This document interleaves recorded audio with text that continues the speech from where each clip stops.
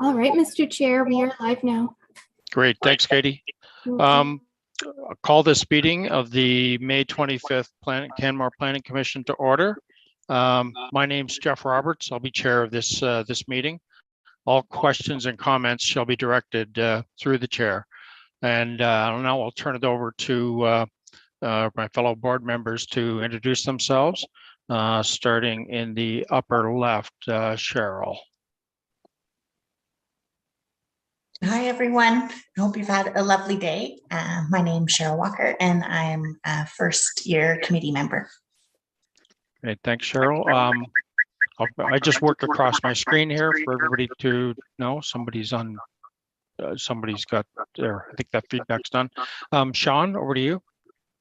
I'm Sean Kennedy. I'm also a first-year board member. Okay, and Florian. Just a moment, Mr. Chair. Can everyone please mute because there's an echo? So I'll ask all the audience members to please remain muted and have your camera off unless the chair is speaking directly to you. Thank you. Florian Youngin, public member. Great, thanks, Florian. And Tanya. Thank you, Jeff. My name is Tanya Faubert. I am the council representative on the Planning Commission, and this is my first year in this role. Thank you. Great, thanks, Tanya. Now we'll let town administration and staff introduce themselves. I'm working across my screen here. Jolene, you're first up. Thank you. I'm Jolene Noel, and I'm meeting administrator. Great, thanks, Jolene. And Katie? Thank you, Mr. Chair. I'm the Canmore Planning Commission Secretary. Okay, thanks, Katie. Lauren. Lauren Miller, Manager of Planning and Development for the Town of Canmore. Great, thanks, Lauren. Nathan. Nathan Gravel, Development Planner, File Manager for one of the applications. The application. Great, thanks. And I see Claire has joined us here. Yes, Claire Alec, Transportation Engineer at the Town of Canmore. Great, thanks, Claire. Katie, are there any additions, deletions, or changes to the agenda as provided? There are none, Mr. Chair. Great, thanks. So I move the commission to adopt the agenda as presented. All those in favor, please raise your hands.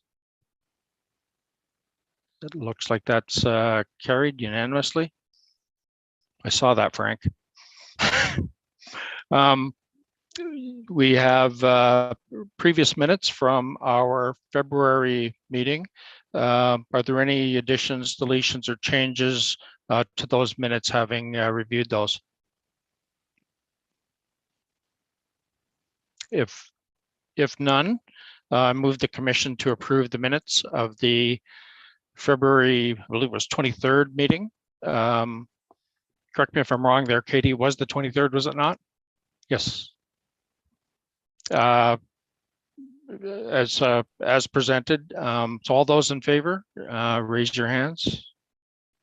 Great, that's unanimous. Motion carried. For the process for this afternoon, we'll let administration present the matter before the commission. Commission members will then have an opportunity to ask questions of clarification of administration. And then at the commission's discretion, we may ask the applicant to make a 5-minute presentation on their application, after which time commission members may ask questions of the applicant. Then again, at the commission's discretion, any members of the public may be permitted to speak regarding the application. Then commission members will have an opportunity to ask members of the public any questions of clarification. And finally, I'd like to remind everyone on here that all communication should be respectful and on topic of the application and consistent with the policies of the town of Canmore. Just before we get going on this, there was two late submissions from the public which came in and were distributed yesterday. Did everyone on the commission get an opportunity to review those?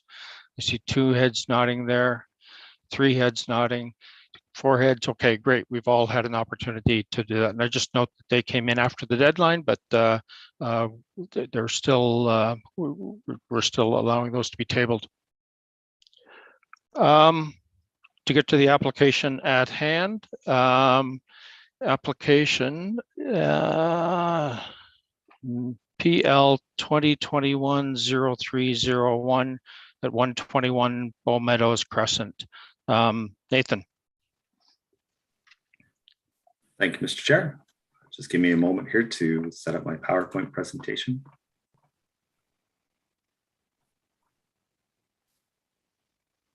Can everybody see that? I can, yes. Okay, great. Okay, we'll get going. Good afternoon, members of the Planning Commission, as well as those watching online. As mentioned, my presentation today is in regards to development permit application PL 2021-0301, an application proposing a mixed-use development at 121 Bow Meadows Crescent. For those unfamiliar with the site, it's located in Canmore's industrial area. The site was previously used for outdoor storage, which you can actually see up on the slide. It's located in the General Industrial District, abbreviated as IND2. Adjacent to the site are a variety of uses and features, such as the SPCA to the north, vacant land identified as a habitat patch to the east, and automotive repair shops to the west and south of the site. Here we see a view of the streetscape looking north towards the SPCA. The red arrow shows the site and the 2 buildings, as I mentioned, which are automotive repair shops beside the site. Here we see a view of the streetscape looking down towards the site along Bow Meadows Crescent. You can see a variety of building forms and also no sidewalk, which we'll talk about in a bit. With regards to policy direction, the site is governed by the Municipal Development Plan and also the Indian Flats Area Structure Plan. The town's municipal development plan directs that industrial land be protected for industrial activity as there's limited supply. So an example of this is industrial goal number 3, to conserve and protect the limited industrial land base and identify opportunities for new industrial lands. Policy 12.1.3 also adds to this: industrial land shall be protected from adjacent uses that could impact the continued operation of industrial uses. This may include strategies such as buffering with open spaces or a gradual transition from industrial to commercial to residential uses. However, the MDP also outlines that housing initiatives for those that work in Canmore should be supported. Example of this is affordable housing goal number 4, which states to cooperate with local businesses and the construction and development industry in finding innovative solutions to provide affordable housing for employees. Also, policy 5.3.4 adds private initiatives to create additional seasonal and permanent employee housing opportunities should be supported by the town. The Indian Flats Area Structure Plan, which was adopted in 1994, directs that the purpose of the area is to provide for an area which allows a range of industrial activities that will be compatible with adjacent land uses. So that's policy direction. Looking at the development itself, and start off with the proposed uses. There's 4 different uses proposed. Contractor, service and repair, there's 4 units of that. There's 12 employee housing units, 6 units of warehouse, and 2 light manufacturing units. Nathan, can I just interject here? Sure. When I went through the IND2 General Industrial District, looking at permitted uses and discretionary uses, I noted that light manufacturing and warehousing are listed as permitted uses. Okay. That's on page 182 of the land use bylaw. Sure. I'll just write that down. Maybe we could just deal with that in a minute or so. Sure. I'll just Just let me write this down for a second. Okay. Thank you. I'll look in that in a second, Mr. Roberts. So with the exception of the employee housing, which I'll get into a bit more in a minute, in the planning department's opinion, the proposed uses meet the intent of the district. Whether they're permitted or discretionary, we feel they're appropriate for the district and the location of the site.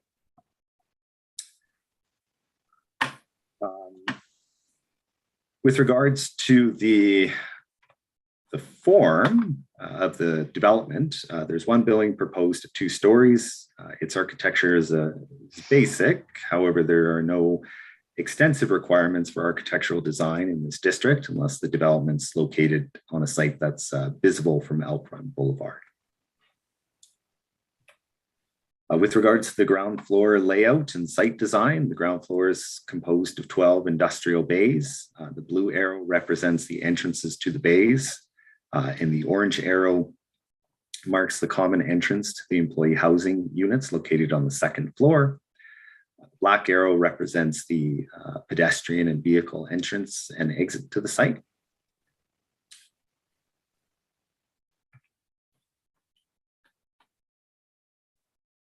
Does the application comply with the land use bylaw? No, this application requires 5 variances, including 3 variances related to the employee housing use, a variance to the requirement for pedestrian walkway, and a variance to the outdoor amenity space requirements. But before getting into the variances, I did want to highlight the applicant's sustainability screening report. They did receive a score of approximately 38, which suggests that the development will have a positive impact on the community. In case the commission is interested, without the employee housing, the SSR score decreases to -4.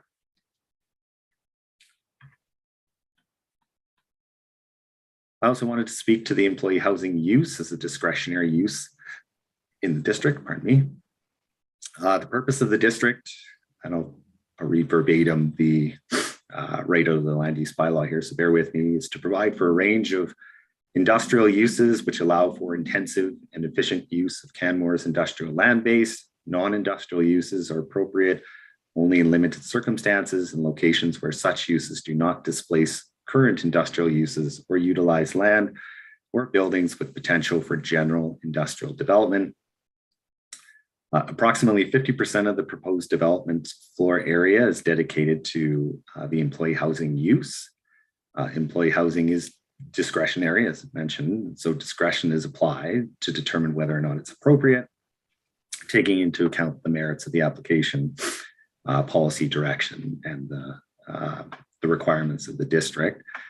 In the opinion of the planning department, this amount of housing is out of alignment with the intent of the district, and the discretionary use as proposed is, in our opinion, not supportable. Now getting into the variances in a bit more detail here. As I mentioned, there's 3 that are related to the employee housing use.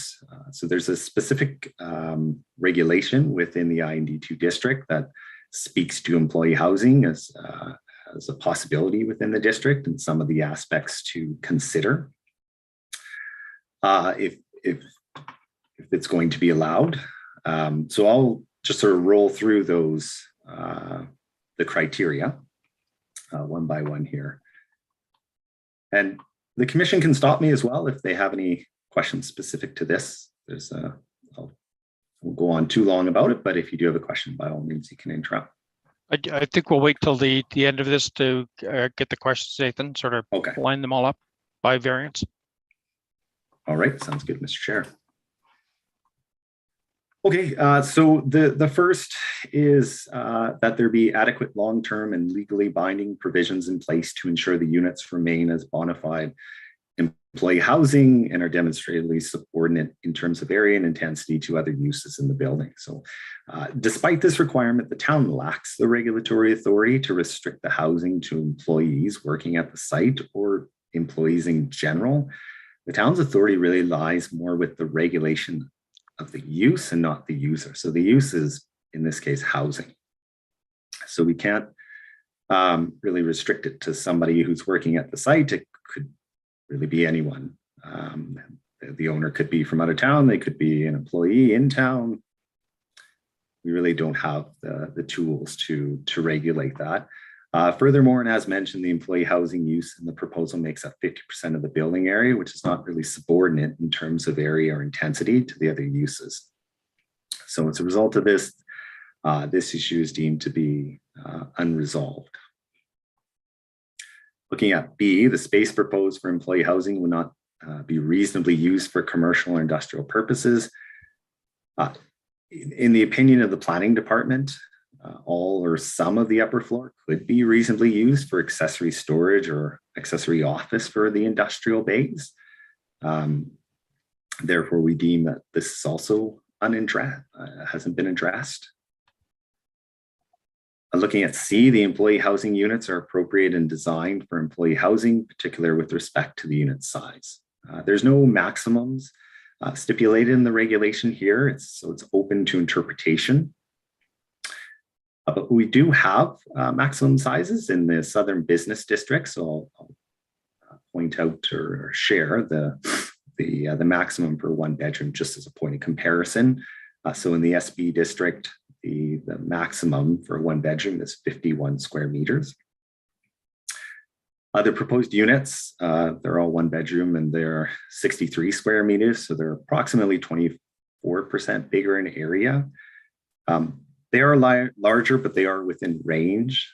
So we believe that, in our opinion anyways, that this one's been addressed, but we do view this as a secondary concern to the other concerns about the industrial use within related or adjacent to the site.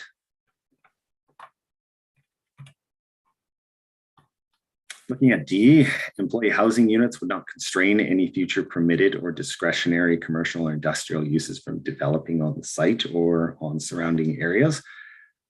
There are limited tools available to the town to insulate the housing from future adjacent uses. What's there today might not be there tomorrow. There's a fluidity there of changing a use that makes it really difficult to establish design thresholds to ensure occupants can always enjoy their units despite what is operating next door. And although the ASB does speak to clean, light industrial uses, noise, smoke, loading, these are things that are inherent with any type of industrial use. So those are still anticipated and those can still affect those living in the units. Furthermore, should the vision for the type of industrial use in this area change, it would be difficult to make any changes, add any uses, because now you have homeowners in the district who would be very concerned about any changes and how that might affect their property. So in consideration of all that, this issue is deemed to be unaddressed.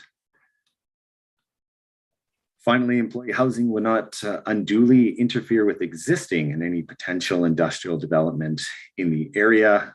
So really, as a result of our lack of authority to regulate the user, there is a risk that the occupants of the housing may not be employees of the businesses on site or nearby. So it is possible that they may complain about the existing industrial activity at the site or adjacent sites specific to their ability to enjoy their units. So that outcome would constrain existing industrial activity. So this one's also considered to be, this requirement's also considered to be unaddressed.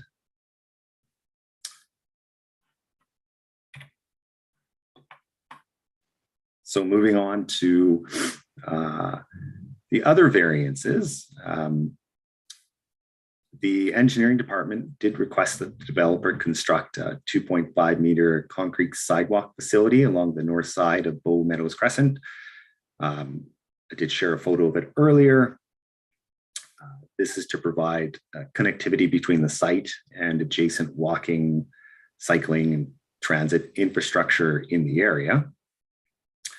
Section 1.11.0.2 of the LUB states that the Development Authority can require the construction of a pedestrian walkway system in order to connect the site to the existing pathway network.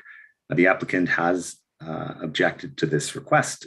I'll let them speak to their rationale in detail. However, in general, their objection is that the ASP does not prescribe pathways in this location, and that from a fairness perspective, the ASP should be updated if pathways are desired here. The town does have the authority to require a pedestrian walkway, although ASPs provide more detail regarding, the location and design of these facilities. This ASP is significantly older than our current policies, and there would be a benefit to updating the ASP to all of our ASPs to reflect our current transportation objectives, but there's no obligation on the town to do so. The MDP provides that the integrated transportation plan and the engineering, design, and construction guidelines should be followed with respect to new development, and the MDP interprets should as a strongly encouraged. So if there's and if there is an inconsistency or conflict between the MDP and the ASP, then the MDP prevails. So given the town's goal to connect all areas of Canmore to its transportation network, and in addition, the applicant's also proposing housing, good pedestrian connections are certainly important. So if the CPC does decide to approve this proposal, a condition of approval requiring the development of the walkway should be included in the Schedule A. And you'll notice in the staff report that that condition is there. So it would just be added to the Schedule A. The CPC does have discretion on this because the MDP clause is a should, but there needs to be a strong rationale from deviating from that MDP policy. The final variance is to outdoor amenity space. The section 8.7.01 of the LUB states that a children's playground or other outdoor recreational amenities shall be required on site with 10 or more dwelling units. The proposed development contains 12 employee housing units, which are considered dwelling units. The applicant has requested a variance to this requirement, stating that the amenity spaces in the development include balconies for each unit. There's an indoor amenity space, a lounge. There is no intent for children to reside in the employee housing. There's going to be adult-only provisions included in the condominium bylaws, apparently. Regardless of the applicant's intention to restrict the development to only adults, the LUB still requires an outdoor recreational amenity to accompany housing of this quantity. So nothing's really been provided in terms of an outdoor amenity space. And furthermore, we're not quite sure the applicant can prevent a family with children from moving into one of these units. So there's also that to consider. Decks have been provided. These generally are required. So this isn't really considered to be an alternative to satisfying the requirement.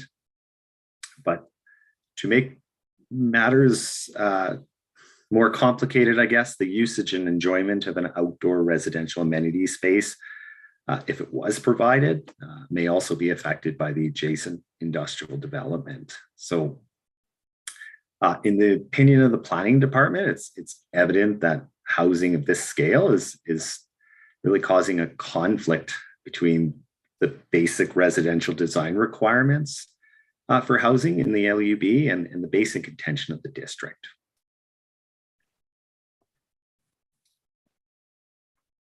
A notice of application was posted on the site for 10 days. No comments were received. As mentioned, there were some letters of support submitted yesterday. The letters highlighted the need for housing, but they did not really provide any solutions to the concerns that have been identified.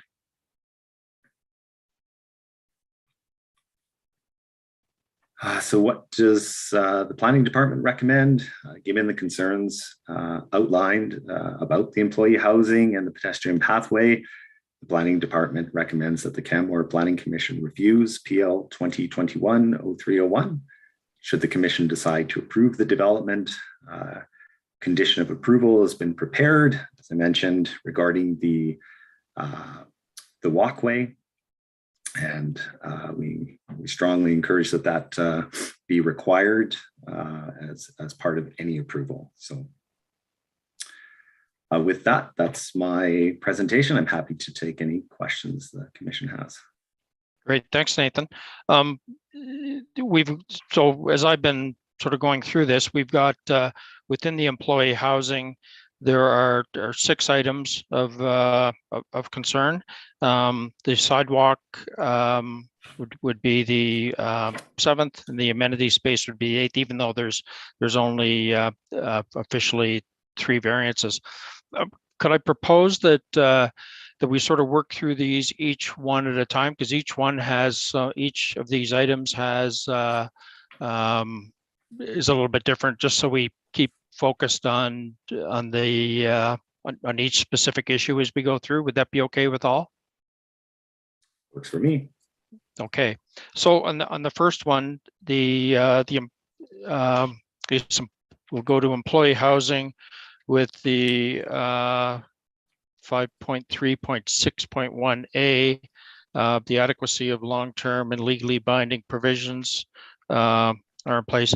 I'll work through the questions starting at the top of my screen here.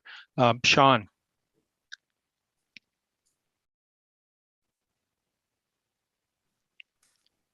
I do not have any questions for this one. Okay, great. Florian. Thank you, Mr. Gravel, for your presentation. So on this criteria,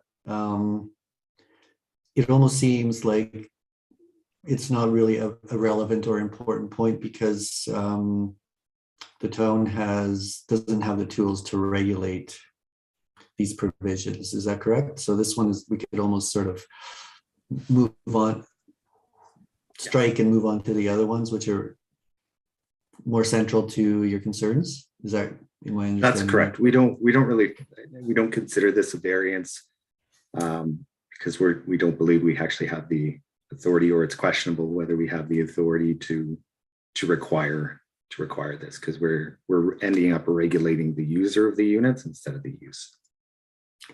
Thank you. Okay, anything else there, Florian? With that one, move on to Cheryl. I agree with Florian for this one as well. I don't think there's a point really discussing it if there's nothing that we can do about it. That's all I have to say. Great, thanks, Cheryl. Tanya? Yes, thank you, Jeff. Considering that in this section, the direction is that these issues have been addressed to the satisfaction of the development authority, and because we can't really require these things, I'm satisfied with this section. Thank you. Great, thanks, Tanya. And I just have one question associated with this. This not only applies to a potential Bow Meadows development, but applies to every other staff or employee accommodation we have in Canmore. Is that correct? That's correct. This wouldn't be limited to this site. Okay, awesome. Thank you. Let's move on to B now. Space proposed for employee housing would not be reasonably used for commercial or industrial purposes. I'll start in reverse order. Go, Tanya.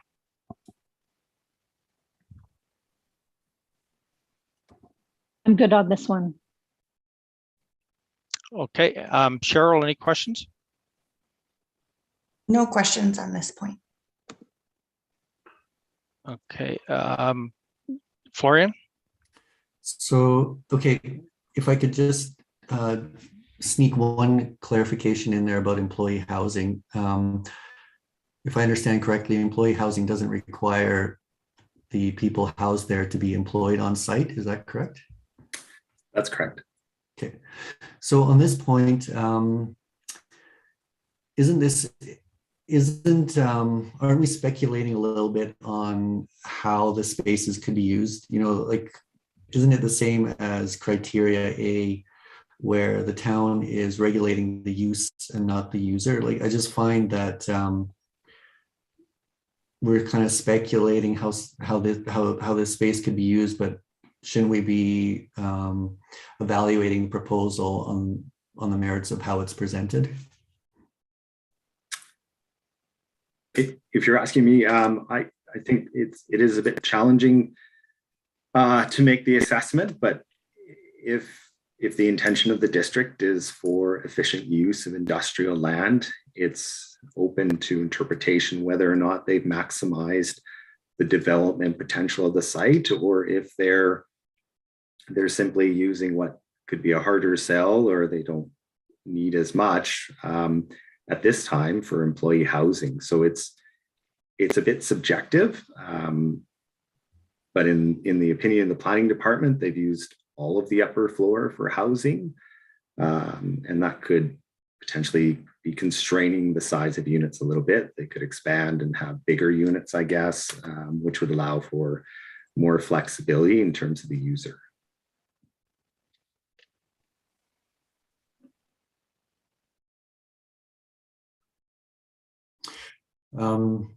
Yeah, so I mean, the application is proposing the upper level spaces to be used as employee housing. Is it appropriate for us to be speculating about how the spaces could be used in a way that doesn't conform with the application? You know what I'm getting at? Like, it seems to be like hypothetical speculation about how things could be done rather than just addressing the application on the merits as it's presented. There's a certain level of subjectivity to it. I think the intent of the regulation is to try and allow for employee housing in very limited circumstances where it's not going to impact or constrain or really shape the development on the industrial side. And so the question is the entire upper floor as employee housing, is that really fitting in with the intent of the district there for industrial? And is it, could that space be used for something else? And it is subjective, but you have that discretion. Oh, I see Lauren's turned on her camera. She would like to add something. I see. I would just offer to the board that if, and Nathan, you can clarify, but I think there needs to be some questions maybe posed to the applicant to clarify why the building needs to be including employee housing versus being fully used for commercial or industrial purposes. So acknowledging that to a certain extent, there is some speculation about what the uses could be used for, but need to get some clarity as to why those uses are not being proposed and employee housing is in this particular district. So I would maybe suggest that some further questions go to the applicant about kind of the rationale for this particular mix of uses in this district. Great, thanks, Lauren. Yeah, so I still, from what I understand right now, we're discussing like point B of the criteria for allowing employee housing in the industrial district, correct? Yep. And so point B says, I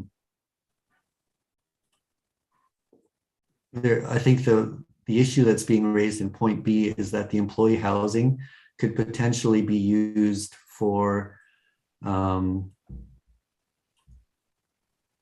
other uses such as offices or commercial space, or maybe I'm reading this wrong.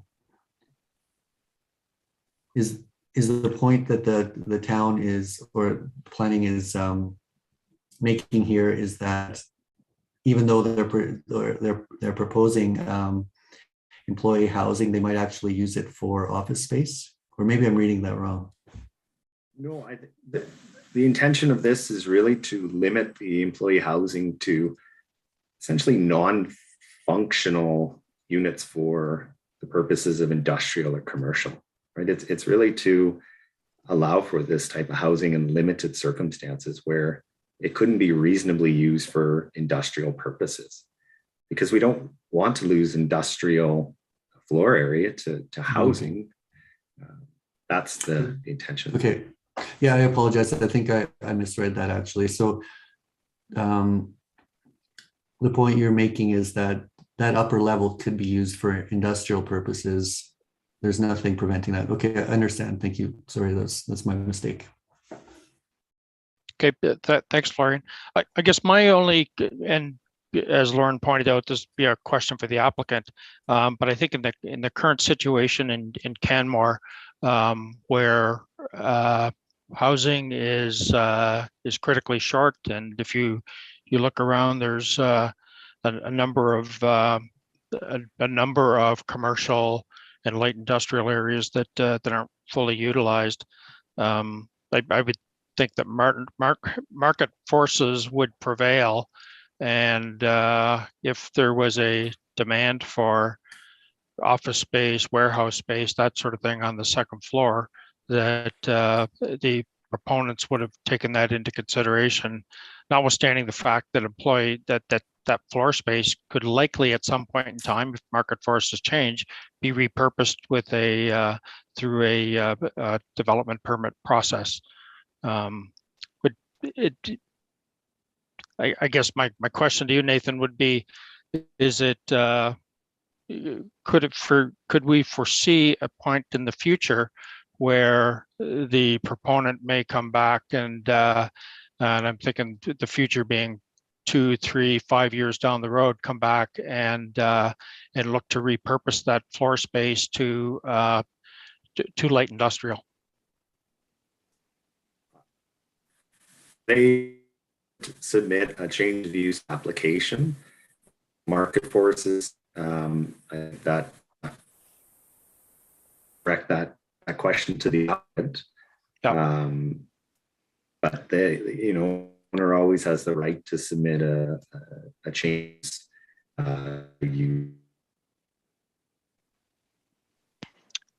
Okay. An application. We would obviously have to consider it, but yeah.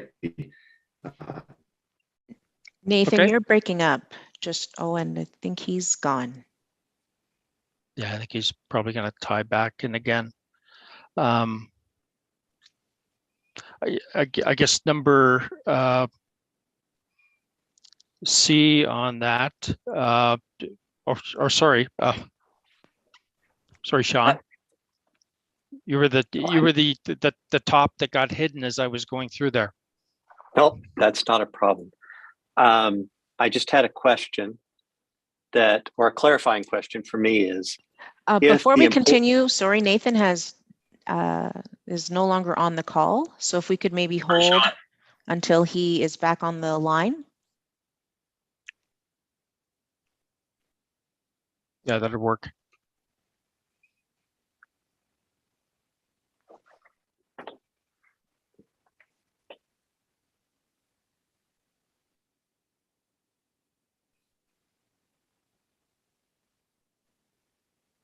I can hardly wait till the time we get back on face to face.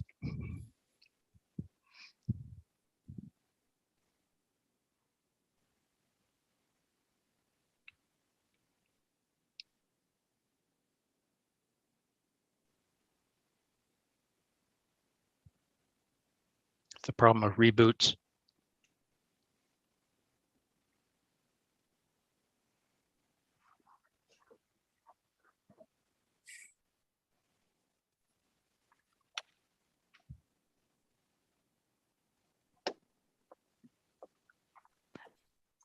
Mr. Chair, could I propose maybe a 5-minute recess while rather than us just all kind of sitting here looking at each other, waiting for Mr. Gravel to join back into the meeting? Would that be acceptable?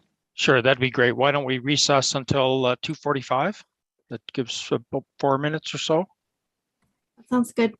Okay, I'll just great. need a motion, Mr. Chair. I move that we take a recess till 2:45 to allow Mr. Gravel to get back on. So all those in favor? I saw Sean's hand up there. Okay, all carried.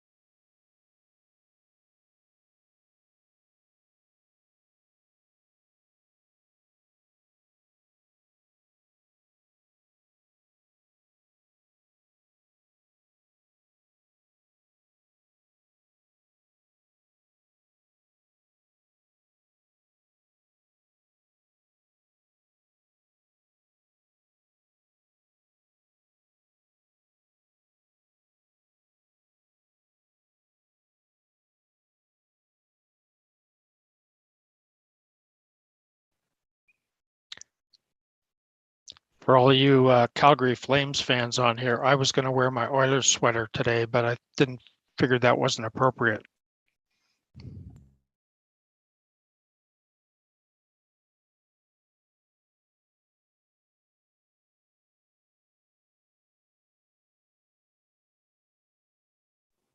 I think any sweater would be appropriate.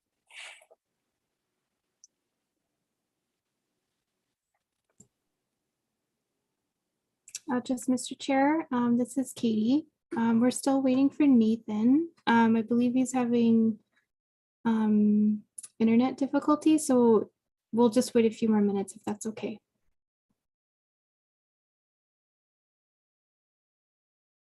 Oh, you're muted, Jeff.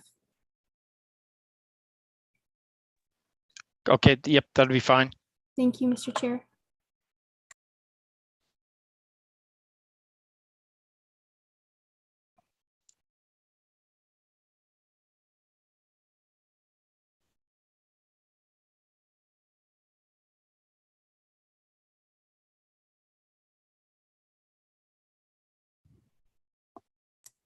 All right, Mr. Chair, Nathan just entered in, so we'll just give him one more minute. Sure. Thank you.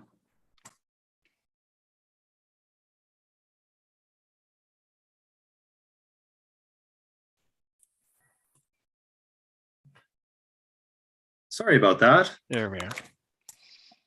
Welcome Okay. back. Trouble. So Katie, do we need a motion to go back in, or? You don't need a motion to come out of recess. You just need to state that the Planning Commission is now coming out of recess. And I'll note Okay. the time. Okay, the Canmore Planning Commission is resuming the meeting, coming back in from recess. And I believe we're on Sean. I had one question for Nathan, which is, if I just look at the first floor bays, when I read through the report, it didn't look like they would need any variances if it was just a single store bay development. That's correct. And then I have a question for the developer, which would be, was the intent of the second floor purely for employee housing? Point of order, Mr. Chair. Sure, go ahead, Lauren. The questions to the applicant probably should wait until we are finished questioning administration Yep. and then move to the applicant's comments. Okay, thank you. We get there. Don't let me forget. I have a question for the applicant. Okay, as do I. So, okay, we could go back and take a look at the variances for employee housing and put that screen back up. Yeah, just one moment. Share my Okay. screen.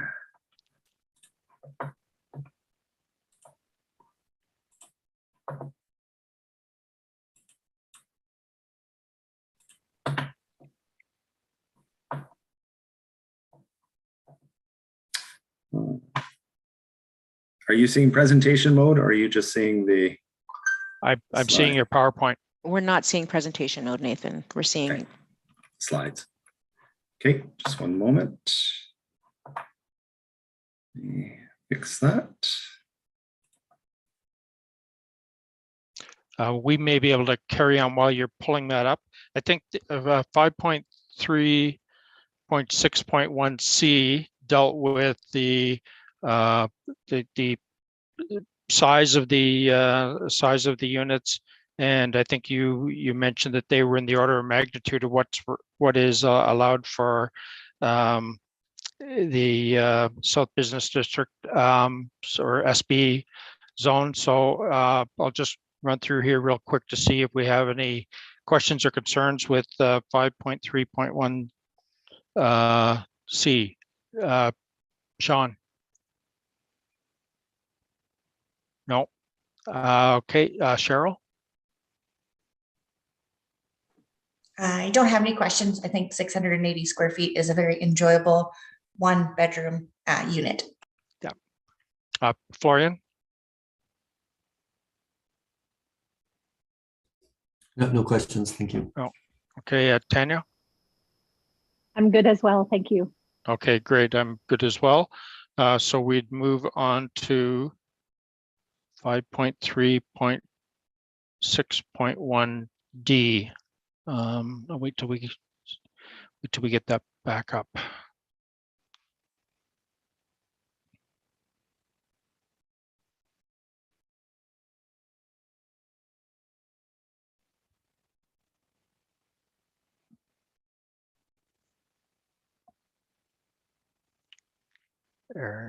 You can Next see page. that?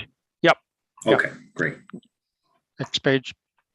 Okay, employee houses unit do not constrain any future permitted discretionary commercial industrial uses from development in the site or surrounding areas. Questions to Nathan, starting with Tanya.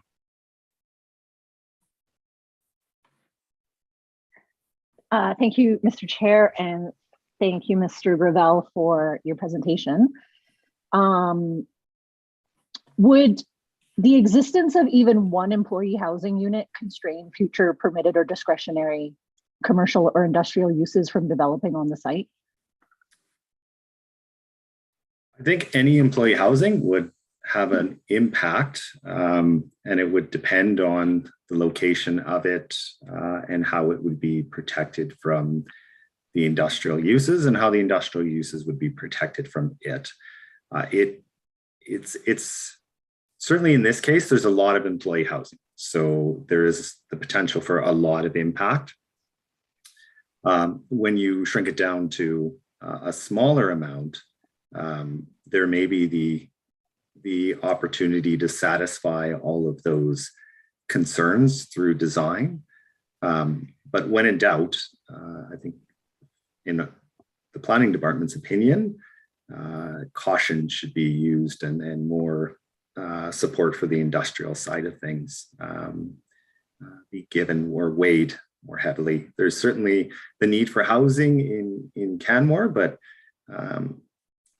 you don't want to solve one problem and create another, I guess. And it's a situation where we don't have a lot of industrial land. So if we were a Calgary where they have a lot of industrial land and there's a lot more opportunity to acquire industrial land, you can try different things with it. But in this case, we don't really have much left. And so we do have to err on the side of caution. What would be a reasonable approach to address this issue other than not building employee housing? Like you mentioned design, are we talking like noise buffering? Like what kind of mechanisms could the applicant use to protect future industrial uses and these employee housing uses from conflict? I think, you know, in terms of the amount, first of all, that would be one piece that we're obviously quite concerned about, because you just mentioned the more there is, the higher the probability of impacting the adjacent industrial units. Then it's a question of design in terms of how do you have a synergy between the industrial side of things and the residential. And if you only have a couple of units, it's easier, I think, to facilitate it through design. So for example, with the need for outdoor amenity space, with the amount that's being proposed, it becomes very difficult to provide that and in a way that wouldn't impact or be impacted by the industrial operations. And so if you have only one or two, then you don't have the requirement for the outdoor amenity space.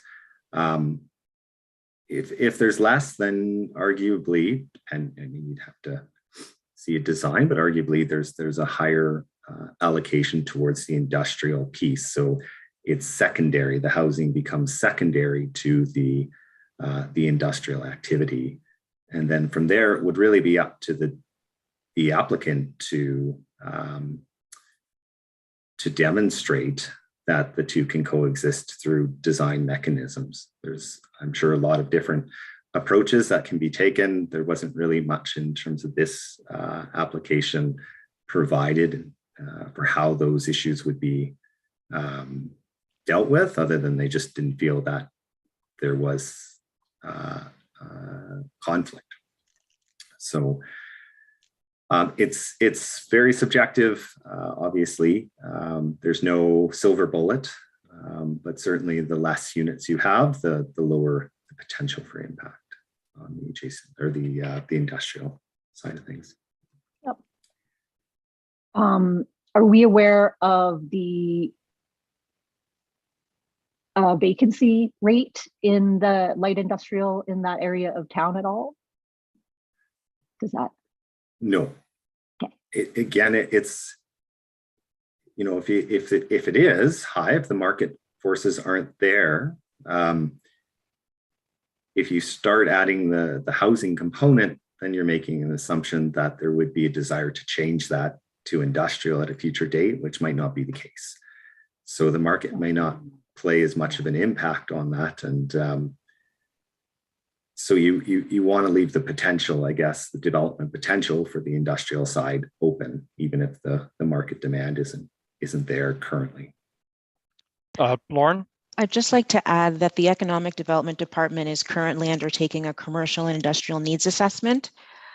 So we are hoping to get a more robust report about the current state of both industries and the needs in Canmore very shortly.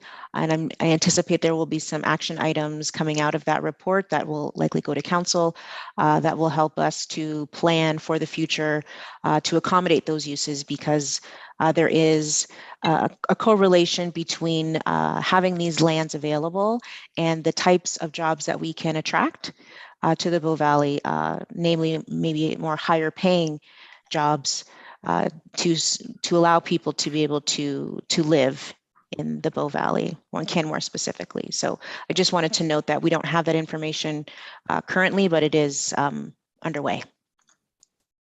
Great. I was looking at the 2015 commercial needs assessment, which identified a 27% vacancy rate in the area, but I'm looking at the map and it's not current at all. So I just kind of like in my head trying to understand the current circumstances so that I can meet the test of reasonableness, as I think is set out here. And then my last question for Mr. Gravel is, you mentioned there's a limited amount of industrial or light industrial land, sorry. And I'm sorry if I switch from industrial and light industrial, and they're two different things. I think they are. Light industrial. What is the availability of land in the community that's appropriate for employee housing? Well, employee housing is a form of residential housing, which you would find in residential areas, the potential for, as well as commercial areas. So there is a lot of potential there for employee housing in other areas. And so we see Spring Creek is coming forward with a proposal to construct employee housing, common amenity housing in the commercial district. And there's a good synergy there between residential and commercial and in our commercial district. So it makes sense to put the housing there. And, you know, again, there's always the potential for it not to be used as intended, but, you know, the disruption to the intent of the district is a lot less likely. It's a typical integration, commercial and residential. So whereas if you've got residential and industrial, somebody who might not be an employee in the Bow Valley might have less tolerance or a greater expectation perhaps for how to enjoy their property or what's reasonable. So that's the difference. Thank you, Mr. Gravel. Okay, thank you, Tanya. Florian.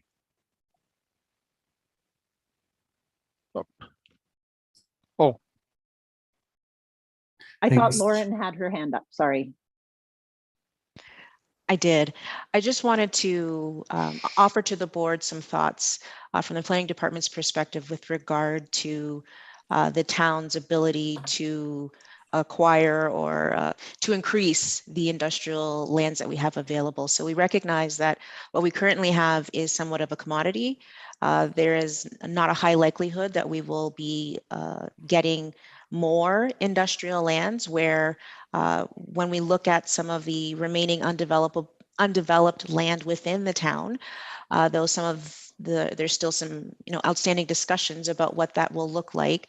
From the plans that we've seen to date, they do include a large proportion of residential with a fairly small, if no, proportion of industrial land. So while we are currently experiencing a significant housing crunch, they're on the horizon, looking long term, there is the potential for there to be more residential lands to come online, whereas the likelihood of more industrial land coming online is very slim to nil.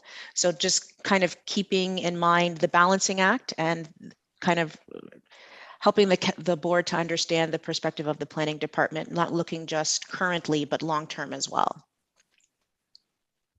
Okay, thank you. Florian. Thanks. I think this has been very helpful discussion. I think I had questions quite similar to Tanya's, and I think we're all trying to wrap our minds around this because, the appeal of having more employee housing is definitely there. That's been acknowledged. But it has to be balanced with these other needs. So I guess just to build on Tanya's line of questioning about, is there something that the applicant could do to modify this proposal? Like, is it, are we kind of saying yes or no today, or is there some kind of room to ask the applicant to make modifications that would satisfy the town's concerns? So I guess the question is, like, are we close enough that there's some tweaks that could be proposed, or is it really kind of at this many units and this proportion of housing, it's just kind of a no-go from the town's perspective? Lauren, I saw you popped up. Were you hoping to respond to that? I was going to let you speak first, but I can go first, whatever you prefer. Go ahead. At this point, administration's recommendation is refusal. So if the CPC is looking for some modifications, that is something that they could explore with the applicant. However, depending on the scope and scale of those changes, we could be looking at a new application, which is not what's currently before the CPC today. So while you do have that authority to request additional information from the applicant, I would caution the board to not consider that or construe that to mean that you can ask for a redesign as part of this decision-making process. So there is, at this point, we're saying no.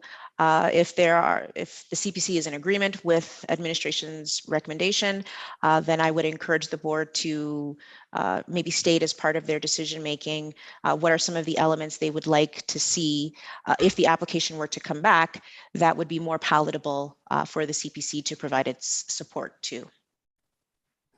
Okay, thank you. And if this application is refused, is there like a cooling off period until another application can come in? And is that 1 year? Is that correct? I believe it's 6 months. 6 months. Okay, thanks. Okay, thank you. Okay, thanks, Florian. Sean.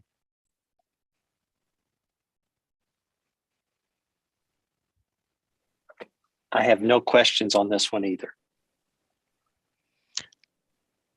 Okay, thanks, Sean. I guess the question I would have on this for me is, we're talking about availability of light industrial land, LID2, IND2, and if the applicant did not have that second floor, would the square footage of light industrial that's taken up is no different than if they added a second floor.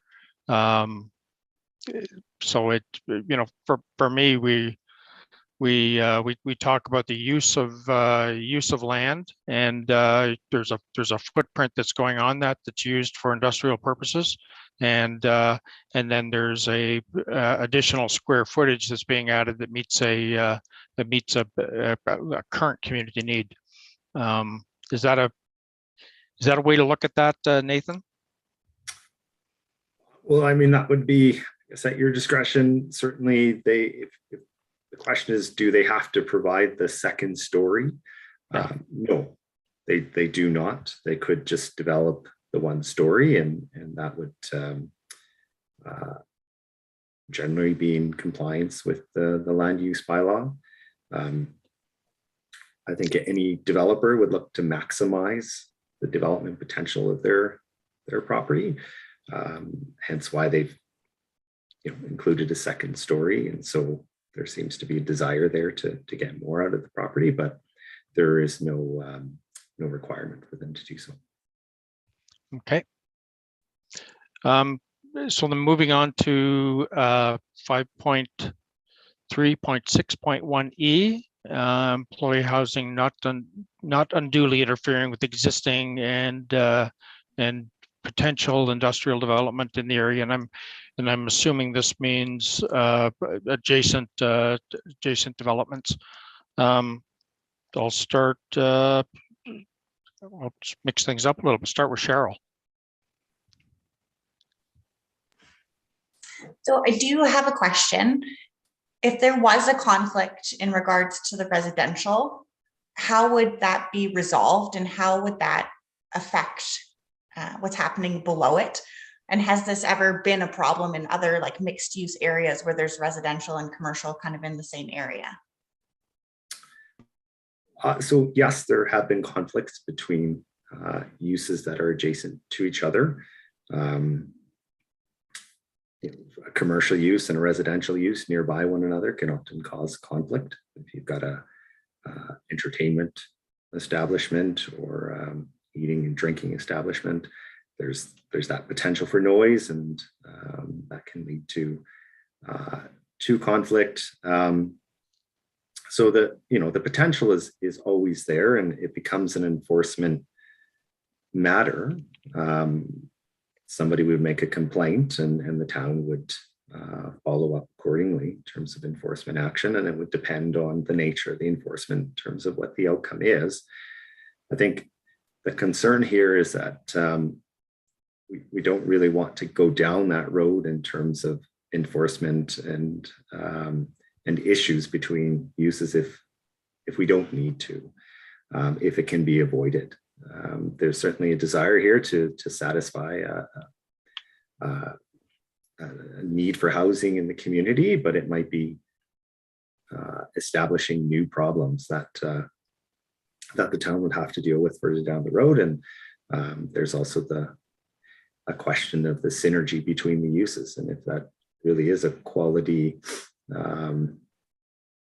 quality place to live for somebody, if that type of housing would, although it's needed, is that really a great place to live, and how is that going to function properly? So the town has concerns about the synergy between the two, much like the potential of an entertainment facility next to a residential development.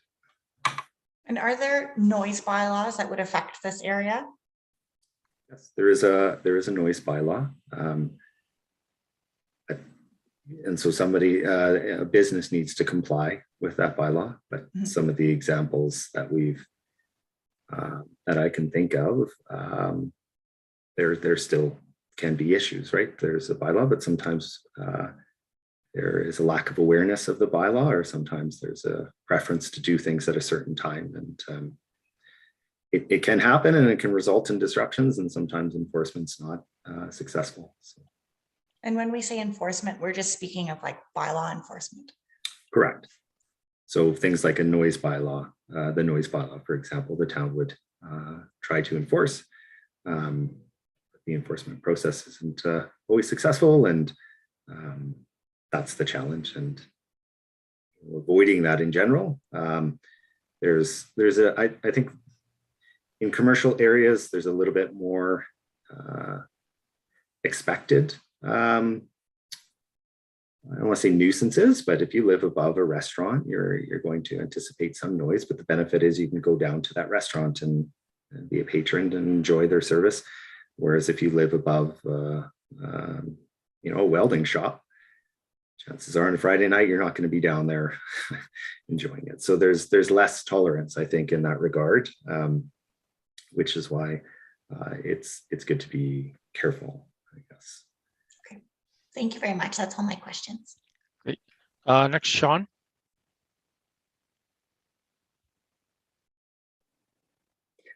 I had a question of the property to the north of this.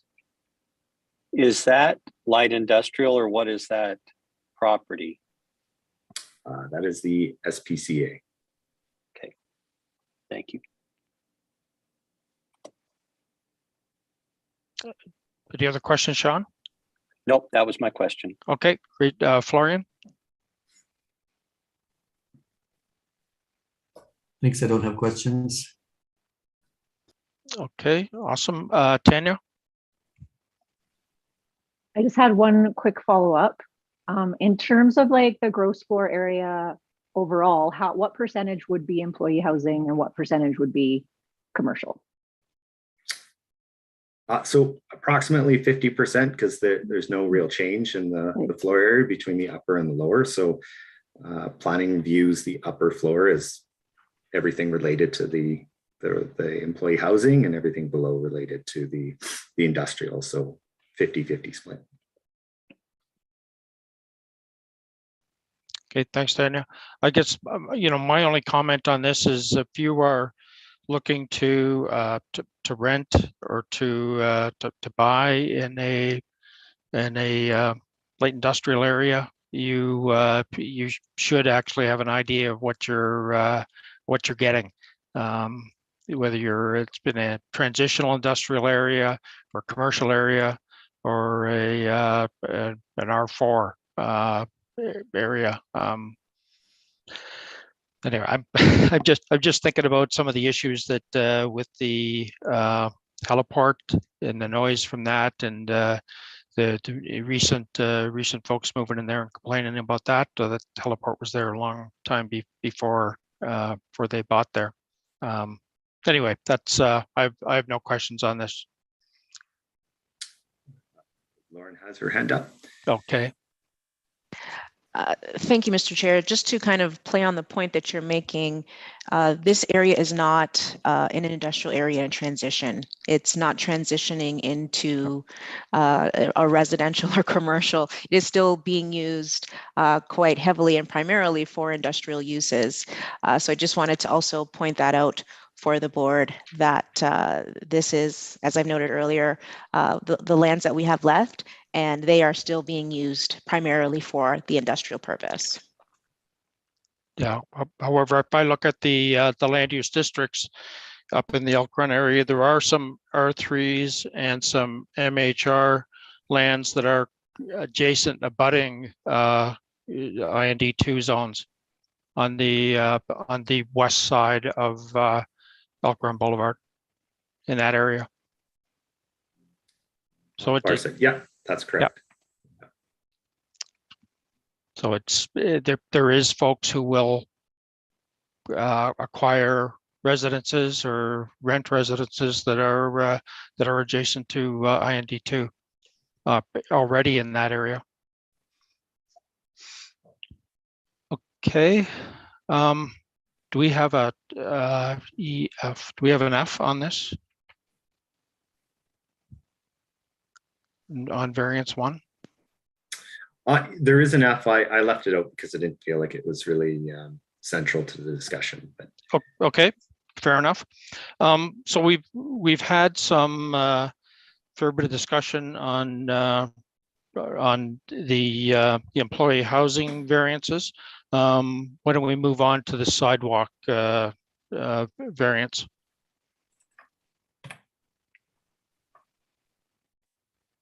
And I'll start with Sean.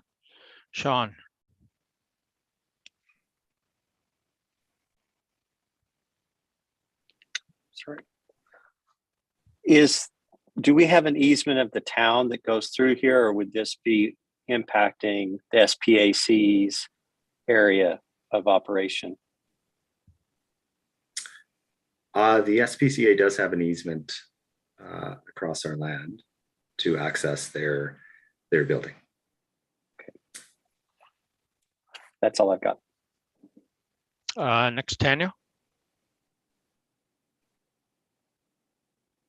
I don't have any questions on this point. Thank you.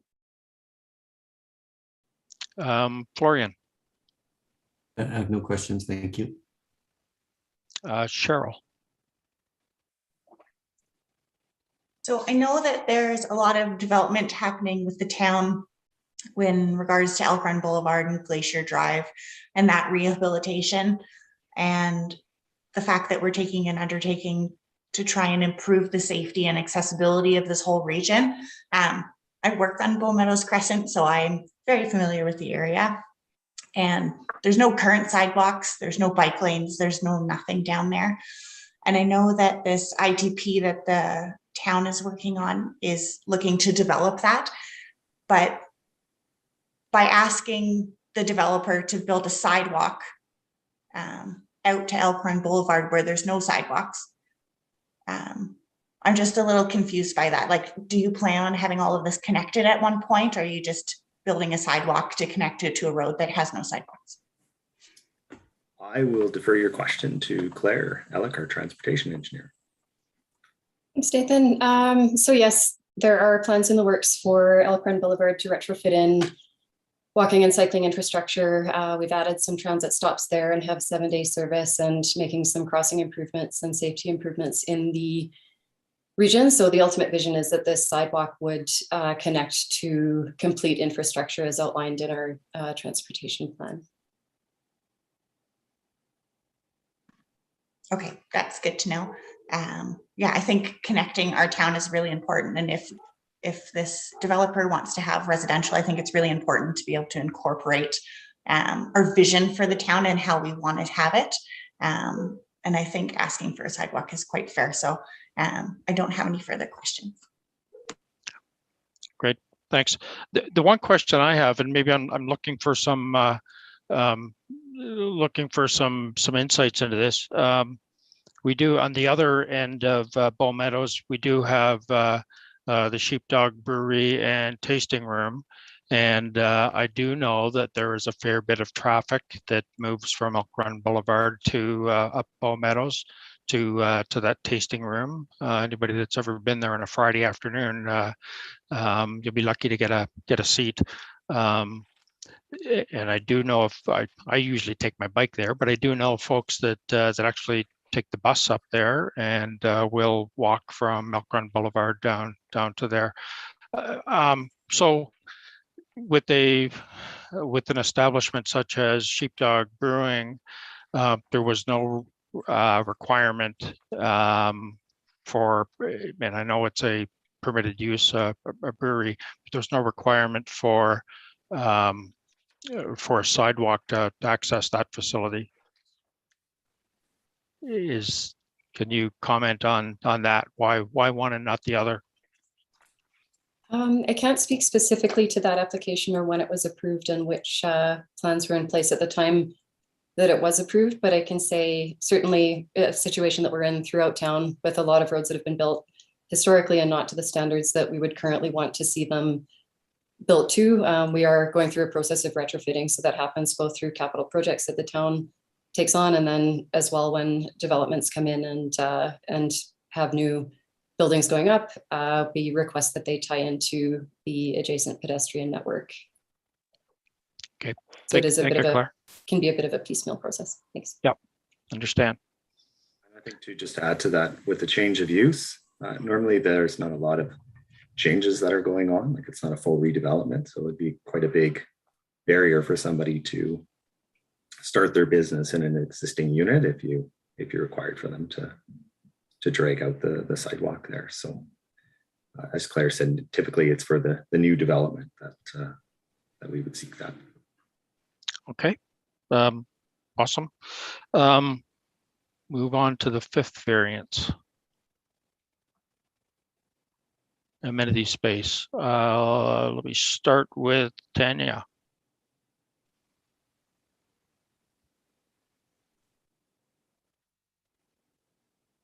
I don't believe I have questions on this section at this time, but I look forward to hearing what my other commission members ask. Okay, Sean. Have we allowed this variance before for units that are this big for 12? Is this something that we have done in the past? I don't know. I couldn't say. I certainly haven't encountered it. I know there was one development that decided to provide more adult outdoor amenities like a barbecue area instead of a playground.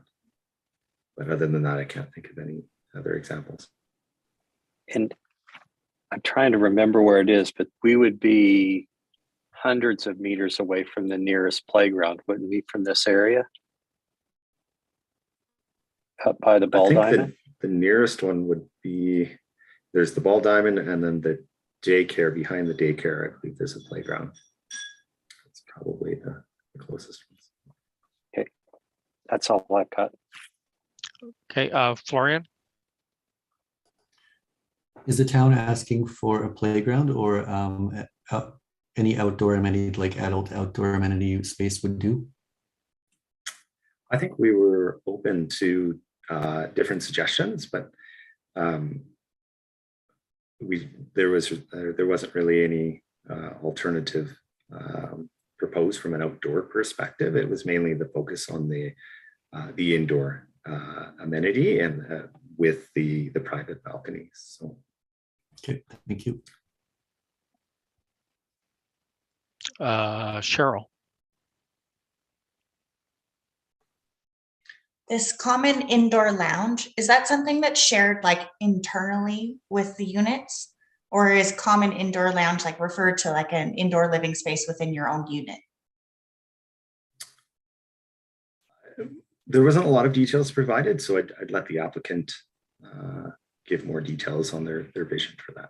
Okay, and have we ever, I don't think the town can say children or adults or specific people can live in certain areas other than like, I guess there's like adult living areas that you have to be like 60 plus to live in. Can we say that you can't have children reside in a unit, like from a town perspective? I don't believe we have, the development authority has the authority to regulate the age of the users at the site. Okay. And I think that's all my questions at the moment. Okay. I guess the one that I have, I was thinking when thinking about this, I was thinking back to the most recent application and approval of the mixed use commercial residential at Bow Valley Trail and Spring Creek Gate. Was there outdoor common amenity area provided in that? Do you recall? I don't know. I'm not the file manager for the project. I believe there was some sort of outdoor amenity space provided, but I don't know the details of the function of that or how big it was or how it was designed. Right. Okay. Fair enough. Any other questions related to that we have related to amenity space here? No. Okay. Thank you. At this time, we do have the applicant present, and we do have some questions for the applicant. Could we now have who's actually representing the applicant here? Well, Mr. Chair, so I have Serge Amenity as the applicant, and I believe Michelle Ouellette is the spokesperson from McElhaney. But Nathan can correct me if I'm wrong. Yeah, I would look to Serge and Michelle to identify who would take the lead. Hi, my name is Serge. We met like we met before. Next time we can say that. Thank you for giving us the opportunity to present the project. And as you'll see, I'll let Michelle take over as the urban planner of the project and let her pretty much explain how we see things and as far as the development, as far as the rules and bylaws that are in place right now, and how we've looked at many different options and tried to make this project work.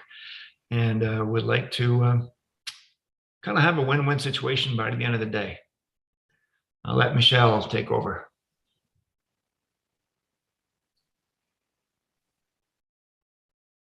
Thank you, Serge. And my name is Michelle Wallet, like I stole your wallet. I get a kick out of Serge's last name. We're kind of similar. Yeah. So I do have a brief presentation prepared if you'd like, or we can do the rapid fire Q&A if that is your preference. So given the 5-minute time frame for comments, can you what's appropriate? Can you run through your quick presentation and then open up for comments, questions? I certainly could do that. Okay. So I will share my screen here. I think I can do that. Yep. And thank you for having us today. I know we often are faced with trade-offs in urban planning, and these are always or sometimes challenging. Can everyone see the slides? Yes. All right, I got the right slide deck up. Also with me today, I've got Gavin Kramer, who's an engineer on the project, doing any sort of design of the infrastructure, as well I have Murray Freeman, as well as the owner, Wayne, who would also like to make a few comments if we could do that at the end. So as you know, the proposal is for 12 bays of light industrial sort of commercial shops with 12 employee housing units above. This is in the Indian Flats area structure plan area. I have to disagree with the administration's assessment of how statutory plans are implemented. This is council's direction in the area structure plan. I know that things ebb and flow over time. However, the policies in this area structure plan are still valid today. So in the site plan, I want to highlight that we do have on-site sort of external amenities. I wouldn't call them gathering places, but we have places for bikes to park and a covered garbage area here. There's a little green space on the side of the building. And while we do understand the desire for on-site amenity external to the building, we felt the internal lounge and laundry area might just be that sort of common amenity. The Bow Valley Trail example next door to our McElhaney offices that recently was at council for approval does not have an exterior amenity space. However, the common amenity spaces within the building allow for that sort of passive, get together. And there's visitor and on-site parking, obviously, as well. I'll move on to sort of the broader site amenities from the area. When I look at, my land use assessment of the site, people can go to nearby amenities like the Sheepdog for food and beverage, or the distillery. Valbella's is right there. So if I was without a vehicle and I'm biking around town or taking the free roam bus, I certainly can get to different amenities at a comfortable walking pace. I can also go over to the off-leash park, play in that park and so on. So at the broader picture here, the Alpine Club of Canada is east. The Grotto Trailhead here is east.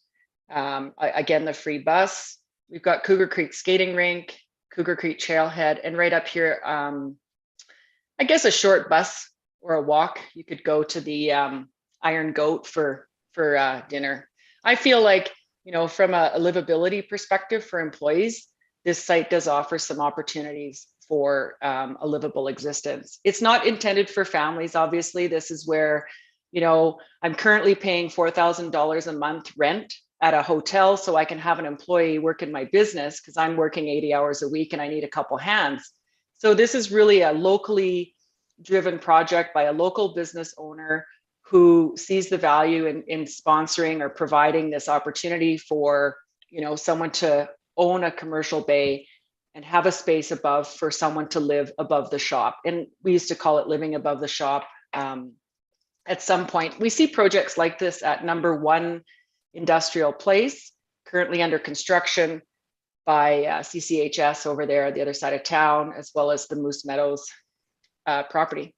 I just wanted to talk a little bit about like the micro scale here. We all are familiar with the Sheepdog and the mineral spirits distillery.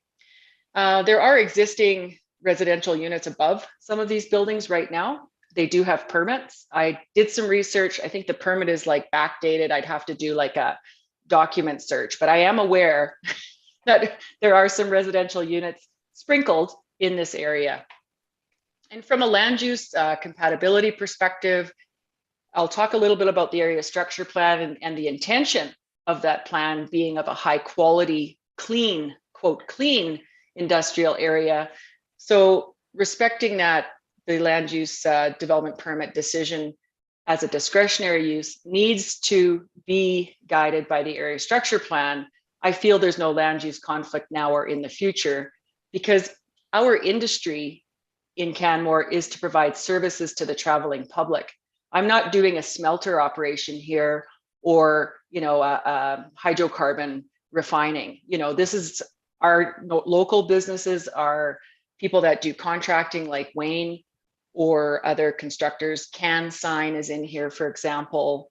There's Kerrigan Mechanical. So all of these companies are supportive of Wayne's proposal. And Wayne is doing this really for, you know, adding some kind of a community contribution, supporting his business community with having these 12 units. And I wouldn't say 12 units of employee housing is a large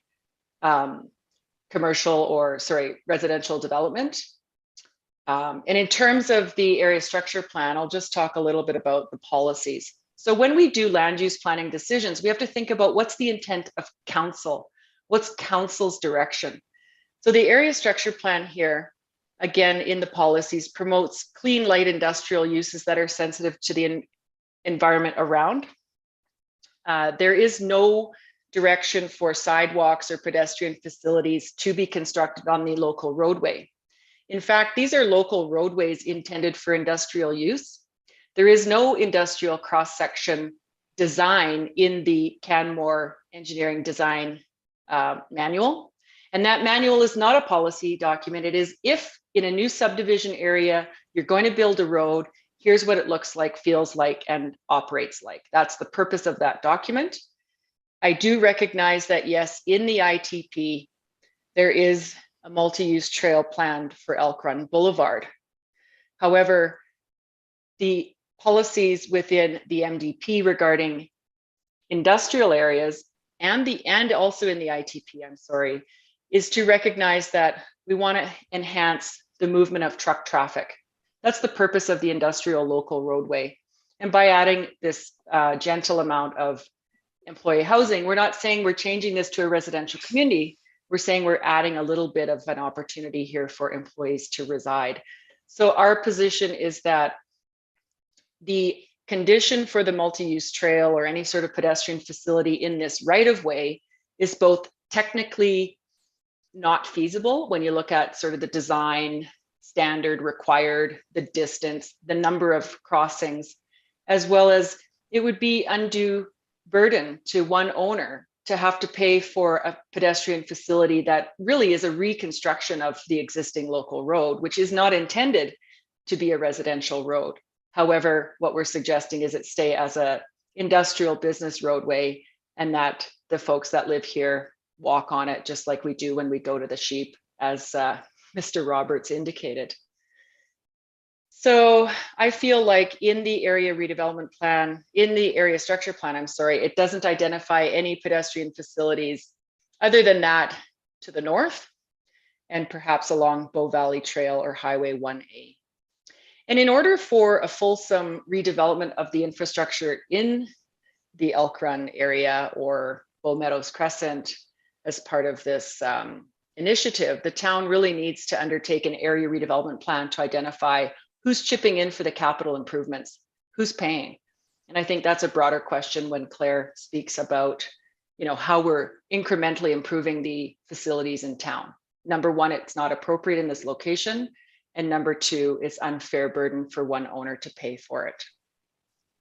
And I also want to point out that in this area structure plan, when we're talking about available industrial land for development, the site is approximately here. So I'm going to guess, these are plans, they're not engineering drawings, and planners are very free with the pen.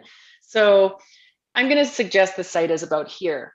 The balance of this Indian Flats area structure plan is for phase 2 of industrial. So there's additional light industrial area here to be developed at some point in the future.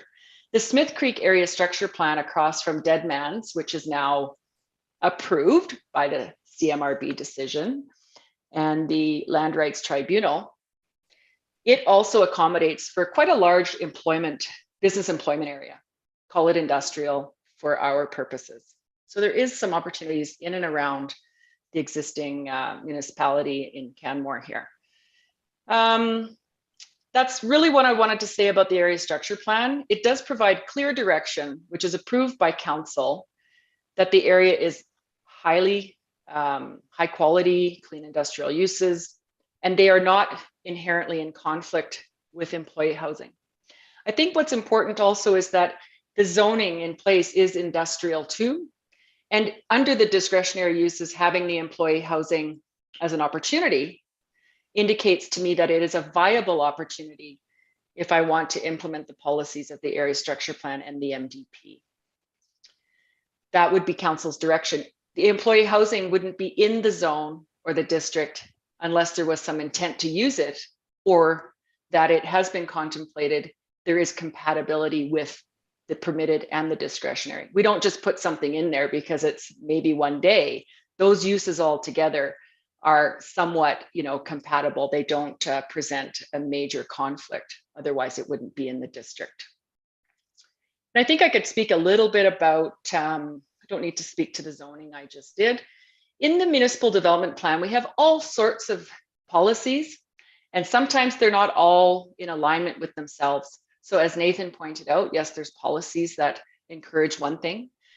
There's also policies here that the conversion of spaces in the upper floors of existing buildings in industrial areas might be turned into housing for employees. So we're providing a whole new project for this. And I might add, the site itself is undeveloped, underutilized. There's nothing on the site. So this is a real good transformational project in my mind as a professional planner. A development or conversion of upper floors of mixed use or commercial buildings or main floor spaces that don't function well could be also turned into employee housing spaces or live work. And I think what's important, Council Forbert pointed out this policy when we were debating the mixed use project on Bow Valley Trail the other day at council. Private initiatives to create additional seasonal and permanent employee housing opportunities should be supported by the town. And I feel like this definitely falls into that basket. So in conclusion, based on a thorough review of the proposed development, the site context, and the applicable statutory plan and plans, the current land use district and the existing developments near the site, the proposed development is suitable for the site and it is aligned with council direction. I think that's the important part, council direction. The intent of the area structure plan approved by council is clearly to provide a high quality business industrial area. And this combined with the list of permitted and discretionary uses in the land use bylaw indicate it is suitable to include employee housing, quote, above the shop. This provides a unique and much needed opportunity for residents to reside and through their businesses, support the primary industries in Canmore. I think that's important. It's an economic goal, an economic development goal here that we're also hitting. We do not find any direction by council to include a pedestrian facility or multi-use trail connection in this local roadway called Bow Meadows Crescent in any of the existing statutory planning framework, even in the ITP, which it's important to note also recognizes it's for new development and new subdivisions in section 7.1. And it also says that road and pathway networks should coincide with the layout shown under applicable statutory documents. And so I think I've shown here that it's not contemplated in the ASP to have that facility. And it would really be a financial burden for one owner to have to reconstruct that roadway. I think reasonableness, I heard that word earlier, would apply in exercising that discretion by the Planning Commission. That's the end of my comments about the project. And I know Wayne, he's happy to speak a little bit about his intention. He's not a land developer. He's not trying to gain like a major profit from the project. In essence, his motives are more about supporting the business community, as I understand. Okay. Thanks, Michelle. Before we maybe ask Wayne to speak, there was a couple of questions that we had going through here, and I will remind you, Sean, that you had one. Yes. From the beginning of the design, was the second floor always envisioned to be employee housing, or was it envisioned to be other industrial uses or employee housing? Well, Sean, that's a good question. The applicant applied for this permit initially in June 2020. We're a year and a half in, I don't know, 2 years in a month since the beginning of this conversation with the administration. The original plan was for the employee housing above the shop. That's what was always the vision for this. Administration went back and said, well, did you think about doing commercial office spaces above? Well, we did, and still requiring the pathway, it just economics didn't work. There were certain conditions around the commercial spaces above. And so the owner, Wayne, went back and said, you know what, the real value add here is providing that employee housing. There's only 12 units. We can tie it in a condo with the unit below. So someone is responsible for its own, piece of the condo. And also write those rules in about, the who. We don't talk about who in planning, but condo boards certainly do. And that's something that we could do on that end to ramp up any concerns around, families or other uses. But we did contemplate that, Sean, and it's now almost 2 years.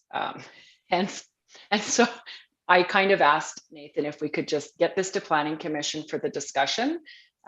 It wasn't getting anywhere with us collaborating with the administration at that point. So this is the original vision for the site. Okay, thanks, Sean. Florian, any questions for Ms. Ouellette? Yes, maybe you can speak to the feasibility of addressing some of the concerns of conflict between residential and industrial uses. Would it be possible to say flip the plans to have corridor along the parking and have decks on facing the green space rather than internally? Are there things that could be done to this project to address town's concerns, administration's concerns, and still make the project feasible? Is there a way to squeeze in some outdoor amenity space somewhere on the corner of the lot? Well, Florian, I think there is some opportunity for maybe a small outdoor amenity space like the barbecue idea. We did have buildings arranged differently, but with all of the requirements for access in the corner site, we had to have the parking central. And I feel like building materials nowadays, like you can really soundproof something. You can put your triple pane glass in there.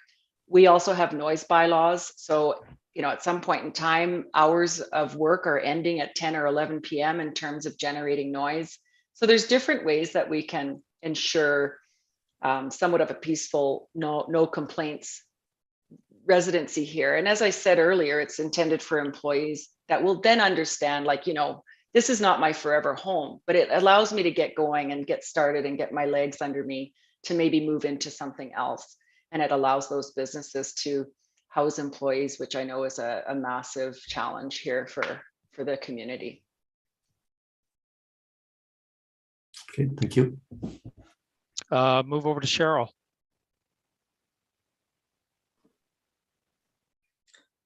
So I had two questions. So one was about this common indoor lounge. What does that look like and what is that space exactly? If I get this wrong, Murray, you can jump in maybe. But the idea is just having a casual lounge space, you know, maybe with a big screen TV and a foosball table and some couches, maybe, you know, a couple of refrigerators and like just a place for people to leave their unit and gather. Murray's got his hand up. Let him speak. He's the architect. Murray? You're on mute. Hi, thank you again for letting us have the conversation about this project. Michelle talked very well about the internal amenity space being, you know, kind of a lounge, a place where people could hang out outside of their living rooms. I would like to talk broadly about all the amenity space. Nathan did bring up, and there was comments about the housing project going next to McElhaney's building, the Spring Creek staff housing, which I'm also working on the design and development of. So in that one, there was an exterior space because we did exterior amenity space because we did not provide individual amenity spaces for the units. We felt that where it was located, those weren't the best. In this project, we went in the opposite direction where we provided an individual amenity space for each person or for each unit, an interior lounge space that may not have as much conflict with some of the industrial area, but no exterior amenity space. So just a different mix of the same kind of process. Thanks, Murray. Yeah, I think that's quite fair, especially being in an industrial area. I don't know if you would want to necessarily barbecue outside. Well, there's a welding shop going on, so maybe some sort of interior communal space is maybe better suited for something in this area. And then the second question that I had is in regards to what looked like on the Canmore planning, this empty vacant land that we noted as a habitat patch. But from my understanding, Michelle, of what you were saying, that this is actually part of the Indian Flats area structure plan that perhaps could be developed for industrial use. Is that correct? That's a little bit incorrect, but I'll clarify. Thanks. Within the Indian Flats area structure plan, yes, it is approved out to the east into what would be known as the habitat patch. So the statutory plan does recognize, yes, that is an industrial area. When this plan was approved as part of the process, environmental impact statement was prepared for phase one, which would just be this box where the site is. So that was dealt with back in the day when council said, yes, here's your statutory plan, it's approved, there's the vision. We want to make sure it's of high quality, light industrial. And then phase two, yes, is approved for land development in the habitat patch. So this site itself, in my mind, from a statutory planning perspective, is adjacent to future industrial use, not adjacent to future habitat patches. Second to that, the physical use of this area indicates to me that it's more of a parking lot and a trailhead, Alpine Club of Canada. And I think somewhere over here is a riding facility. So, I mean, we have this challenge on our edges in Canmore all over the place. There's habitat everywhere. And the humans and the habitat are intermingling quite a bit, as I can tell, in this area. People actually walk their dogs out here all the time, I'm told. So yeah, it is a future planned industrial area, though. That is correct. And that would be this sort of shape here, balance of the ASP. Okay, perfect. And I think that's all my questions for you. Thank you.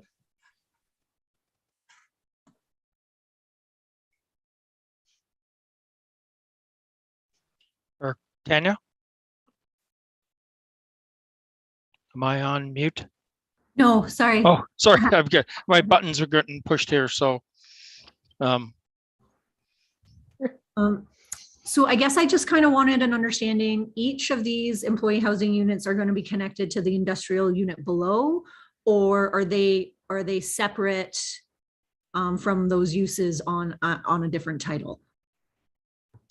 Well, that's an interesting question. I think I would have to sort of revert to Wayne or Murray on that one. The idea was maybe that, you know, obviously it's a separate floor, it's a separate entity, and it has, you know, we could do special insulation for acoustic, you know, in the roofs of those industrial business bays.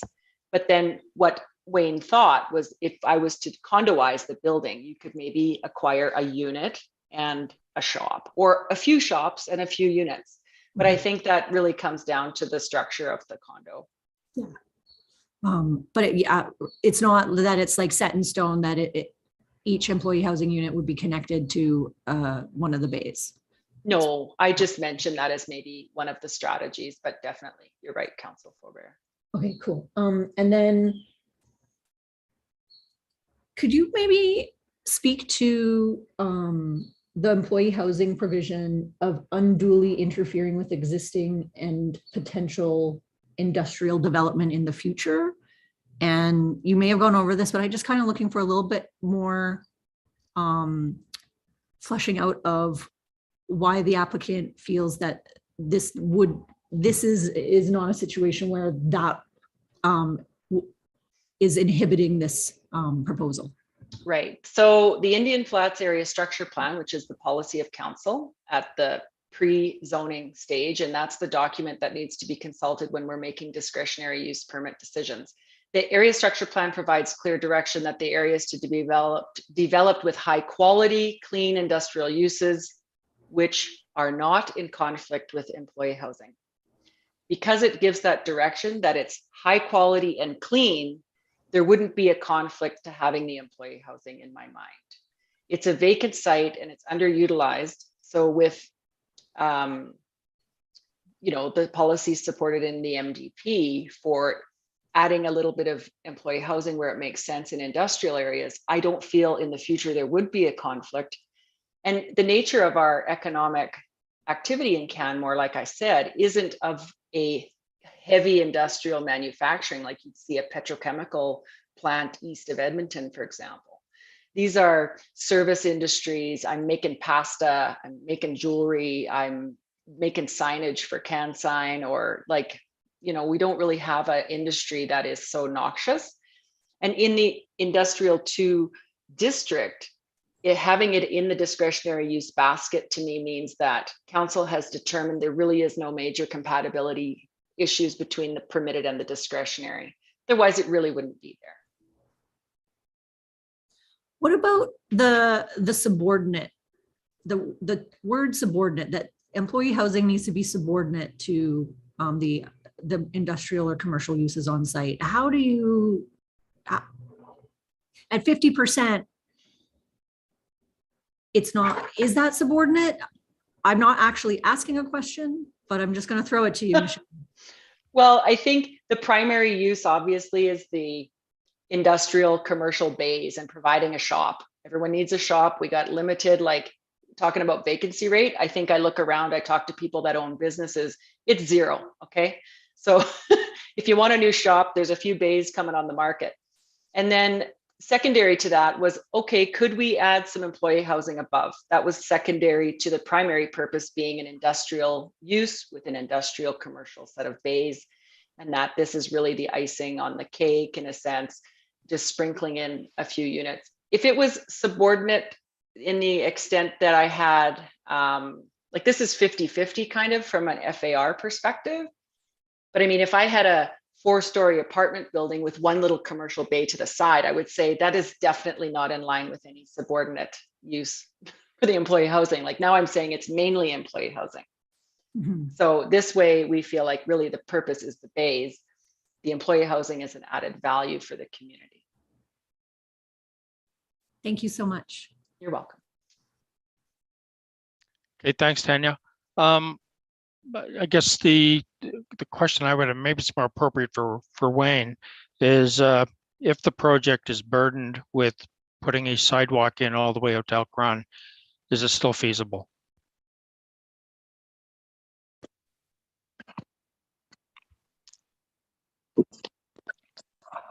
Hello. Oh, there's Wayne. Yeah, here I am. Being like a video, I'm not that good at all this kind of stuff, but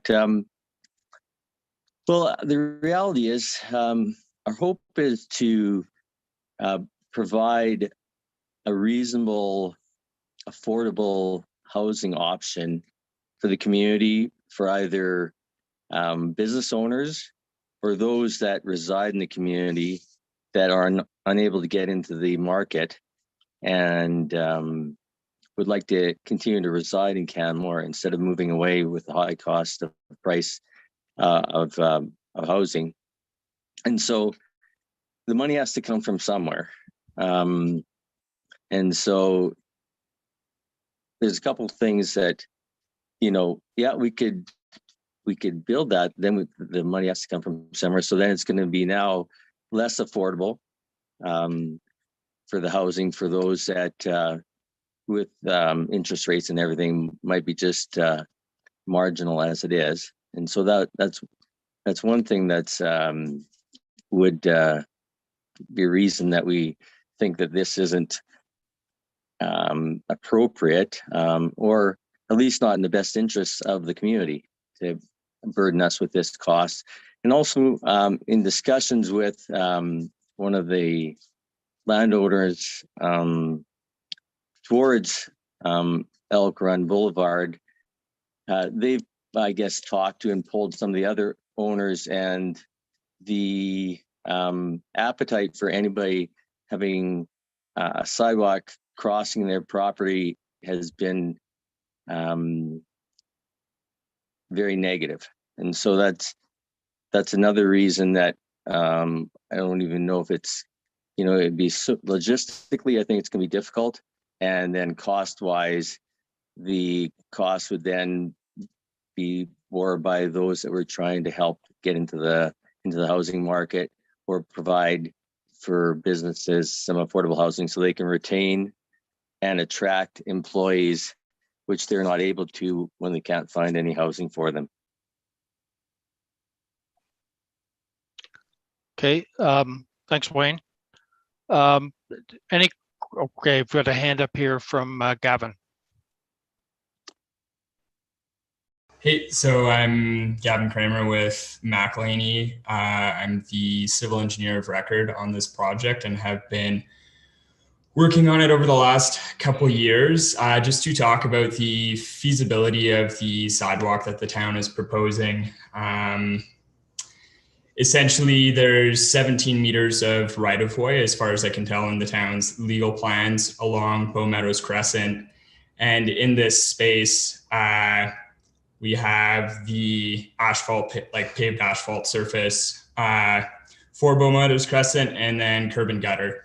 And we are essentially left with 2.75 meters of right-of-way to be able to construct this 2.5 meter sidewalk.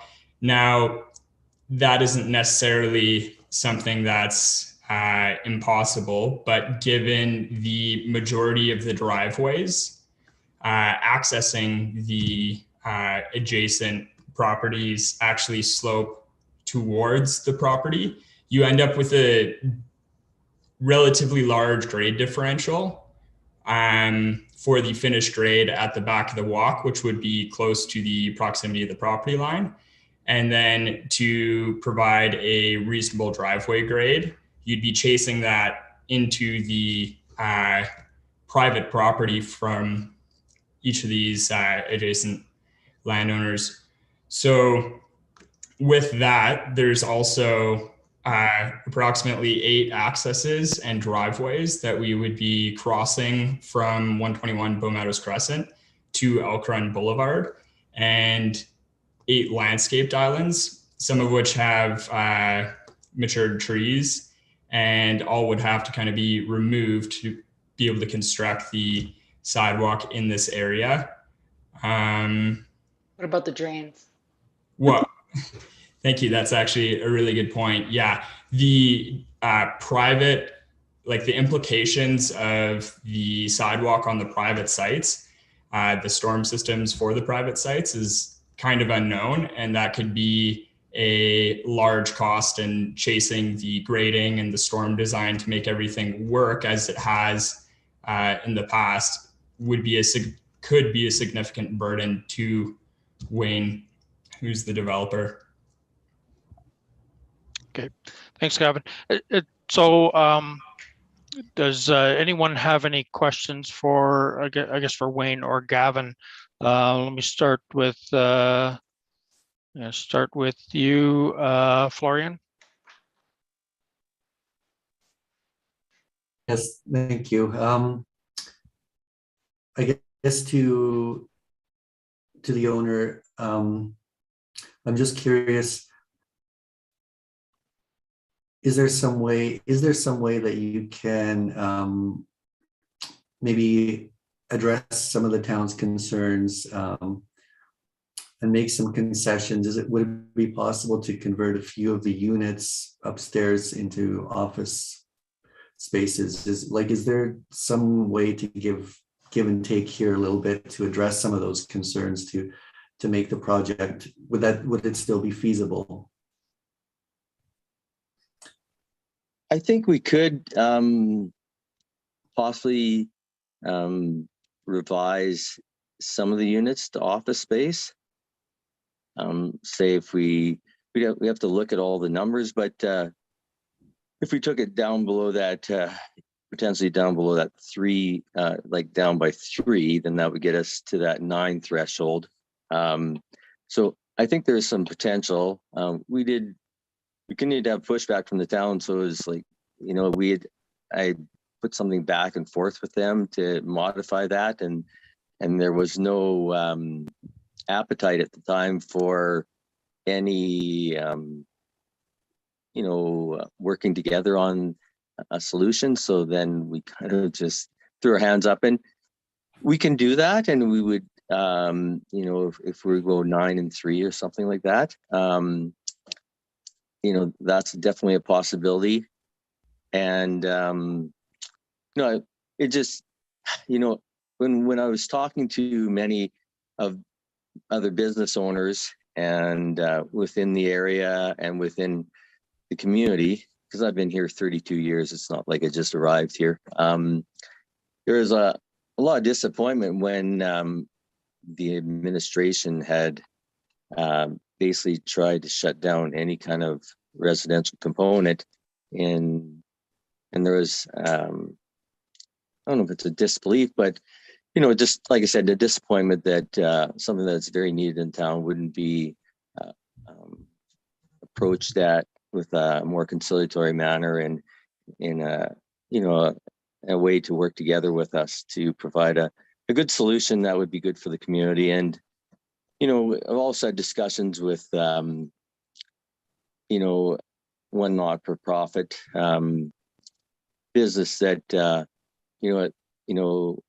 at maybe a lower cost, getting them a unit because they have so much trouble buying or getting staff accommodation for their employees, and maybe discussing with them to sell them a unit at our cost plus 10% or something like that, just to help out, showing that this isn't just about money for us. It's, for me anyhow. I can't talk. I do have a partner, and I was prepared to, on my own, eat any profits if he wasn't in agreement to do this for the town, because I feel strongly about this town. Like I said, I've lived here for 32 years, and I think this is a way to give back to the community in providing employee staff housing, and something that's more needed than office space, and will impact the social fabric and the community in a greater way. Okay, thanks, Wayne. I noticed that Serge has his hand up. I just want to add to Wayne's comments here and just support that. And Florian, to answer your question, we did look at different scenarios as far as use, and discretionary use. One of them is office space, like you just said. We look at that option. We brought it up to the town administration and said, okay, guys, if we get away from residential and we try and do office space as kind of a commercial thing, it was turned down.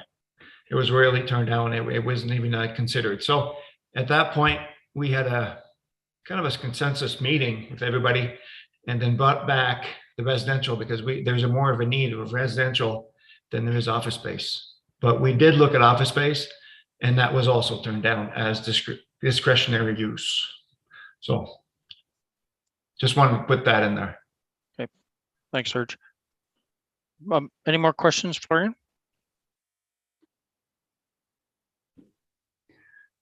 I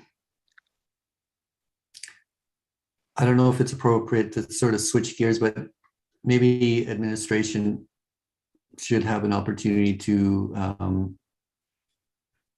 have a final word or rebut some of those comments, or just explain their perspective.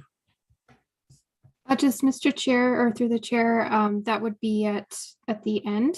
Yeah. During the rebuttals. Yep. We'll catch that at the tail end, Florian. Working through here, Sean. Any questions of Wayne or his consultants? No, I appreciate they were able to answer my questions. Okay. Cheryl. Wayne, I just wanted to thank you for your innovative solution to our housing crisis here in the Valley. I have lots of friends that are kind of in the mingle right now of not having houses and trying to find places to live in, that they're probably going to have to leave, from plumbers to friends in hospitality. It's insane how crazy the housing crisis has got. And Statistics Canada, there was an article in the paper today that got released that every year Canmore's population is increasing by 400 people, and we're not developing 400 places for people to live every year. So I understand that this project is very, very subjective and maybe slightly risky because it's something a little bit different, but I don't see there being a big difference between building one residential unit versus building 12. I think you'll always have the opportunity to find conflict, and I really think we should take this as you're looking to help the community and to maximize the amount of residential space that we have an opportunity to build, because we could very easily just approve this as a commercial development with bays. The fact that you're trying to utilize the space and put a bonus space above that for people to stay in this town and work is fabulous. So I don't have any questions, but I really think what you're doing is good here. And I think that it should really be considered. Yeah, the housing crisis in Canmore is real. And I think we need to be very innovative with our solutions and finding places for people to live and put roofs over people's houses is really important. And I think that's one of the frontline things that we should be doing in this community. And I think it's great we're using this space. It's not just being used for parking anymore. We're going to develop it. I think your drawings and design are great. And then just to have residential above that is awesome. So thank you. Great, thanks, Cheryl. Tanya, any questions of Wayne or his consultants? No, I don't have any questions at this time. Thank you. Okay, I don't have any questions of, maybe I do for Wayne. Wayne, at some point in the future, if we miraculously get a dearth of affordable housing and it becomes the market shifts and the demand is for office or other warehousing space or that type of thing, is there potential and opportunity to change of use, apply for a change of use and retrofit those units to back into a light industrial use? There is potential. It'd have to go through the process, of course, and the units will be individually owned. We have had lots of course, interest from local businesses and that, and some that would be purchasing, it is believed, for warehouse space below, and then potentially employee staff housing for their employees in that Meadows Crescent. And but it would be each individual owner, if they looked at it and thought that that would be a better use for them, you know, it'd be something that would have to go through the process. You know, there'd be, you know, and then the process would include the condo board and all those kinds of things, which we'd be using the condo board, of course, or the condo bylaws and all that to mitigate any of the concerns that the town has. And we have had that discussion with them, and you know, looking to try to get some viable solutions that would protect the residential owners, and you know, whether through hours of operation and decibel levels in the businesses and all those kinds of things. So we really wanted to work with the community to get something that's going to be good for everybody and have you know, very, you know, low potential for conflict in the future. Yeah,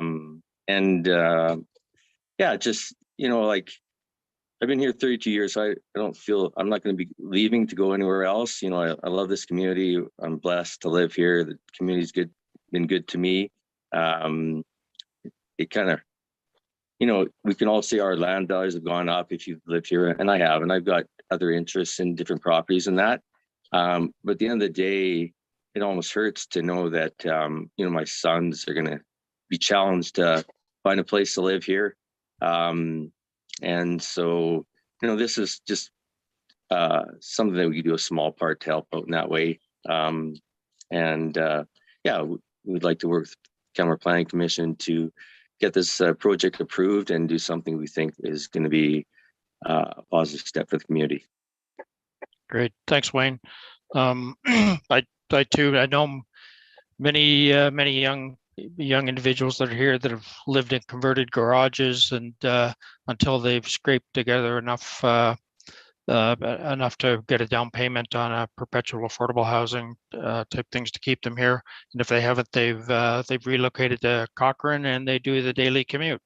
That just isn't helpful for the community. So next on the agenda here is an opportunity for administration to have any closing comments, remarks. Over to you, Nathan. Thank you, Mr. Chair. And I did want to start by confirming you were correct earlier regarding the permitted uses. Warehouse and light manufacturing are considered permitted uses in the district. Awesome, thanks. I did want to clarify, there was a suggestion that this has been a 2-year process. The applicant applied for a development permit in July of last year and got a complete application designation by September of last year. So this has only been a 9-month process, and considering that there was some changes from the proposal from industrial office to industrial residential, that's not an unreasonable timeline for such a project. There was a lot of talk about this being locally owned. I think it's important to support local businesses, but the owner would not be bound to keep the project. They could certainly sell and walk away should circumstances change. And so it's you know, it's not really a salient point in terms of the controlling concerns. Did want to touch on the quote phase 2. That land's actually designated as a habitat patch. It's provincially owned land. It was designated as a habitat patch by BCA after the ASP was created. So it's highly unlikely there would be any phase 2. Touching on the ASP, it was stated that the uses there have to be high quality and clean industrial uses. The ASP actually states diversified, clean, light industrial uses, and the meaning of clean is somewhat subjective as well. I don't know how many clean, light industrial uses there are in terms of what you may be thinking, but I think you're not going to be excavating, looking for, you know, oil and that sort of thing, a smelt operation, but you're still going to have industrial uses that are going to create noise. There's going to be big trucks. There's going to be elements that go along with industrial uses that can affect residential housing next door. The ASP didn't contemplate any employee housing. There seemed to be a link there, or a suggestion in a way that housing was contemplated through the ASP process. It wasn't. It's not mentioned anywhere in that document. What is mentioned is this area is intended for industrial operations. And as I mentioned, those industrial operations can include nuisances, and as they should be able to have some noise and some smoke and traffic. That's the point of this area. And by interjecting housing here, although it's being discussed as an innovative solution, it comes at a cost. We don't have any more industrial land, and our ability to acquire it is limited. So it's the potential of trying to solve one problem by creating another problem. Those industrial uses typically have higher paying jobs. So we talk about young people looking to stay in the valley. Those people also need to secure good paying jobs to be able to afford housing.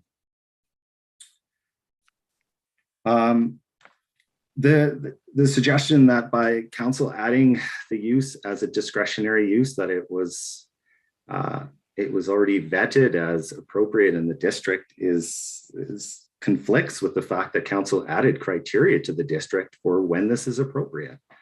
And there is talk in that criteria about the intensity of it, the amount of it, whether or not it's subordinate. It's 50% of the development is residential housing. It's hard to argue that that is subordinate to the industrial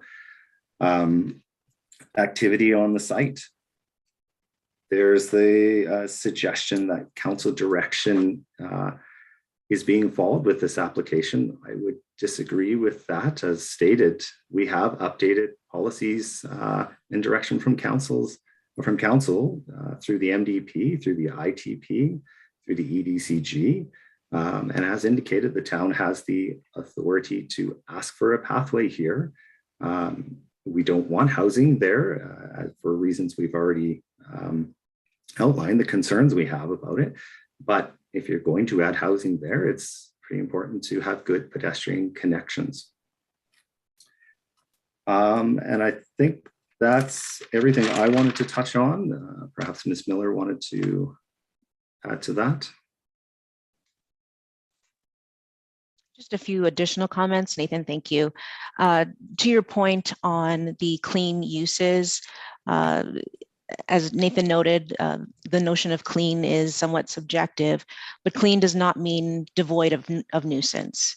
So there could still be noise, there could still be dust, there could still be a number of other issues that would arise, and those residents would be looking to the town to intervene. That is currently the situation that we experience in developments where, in particularly residential areas, where rather than maybe talking it out with their neighbor, they call the town to look to enforce and to bring some sort of resolution. So as Nathan noted earlier, we are trying to look long-term and avoid situations where we won't necessarily be best positioned to address the needs of those residents and their concerns. It will be challenging to tell an industrial use to stop making noise when they are in an area that is specifically designated for them to be able to do such things. The other thing I would want to note is that we acknowledge that there is residential uses in some of the buildings within the Elk Run area. We can't speak to necessarily when those were approved, but it wasn't necessarily recently. But just because those were approved in the past, that doesn't mean that we need to continue to make similar approvals in the future.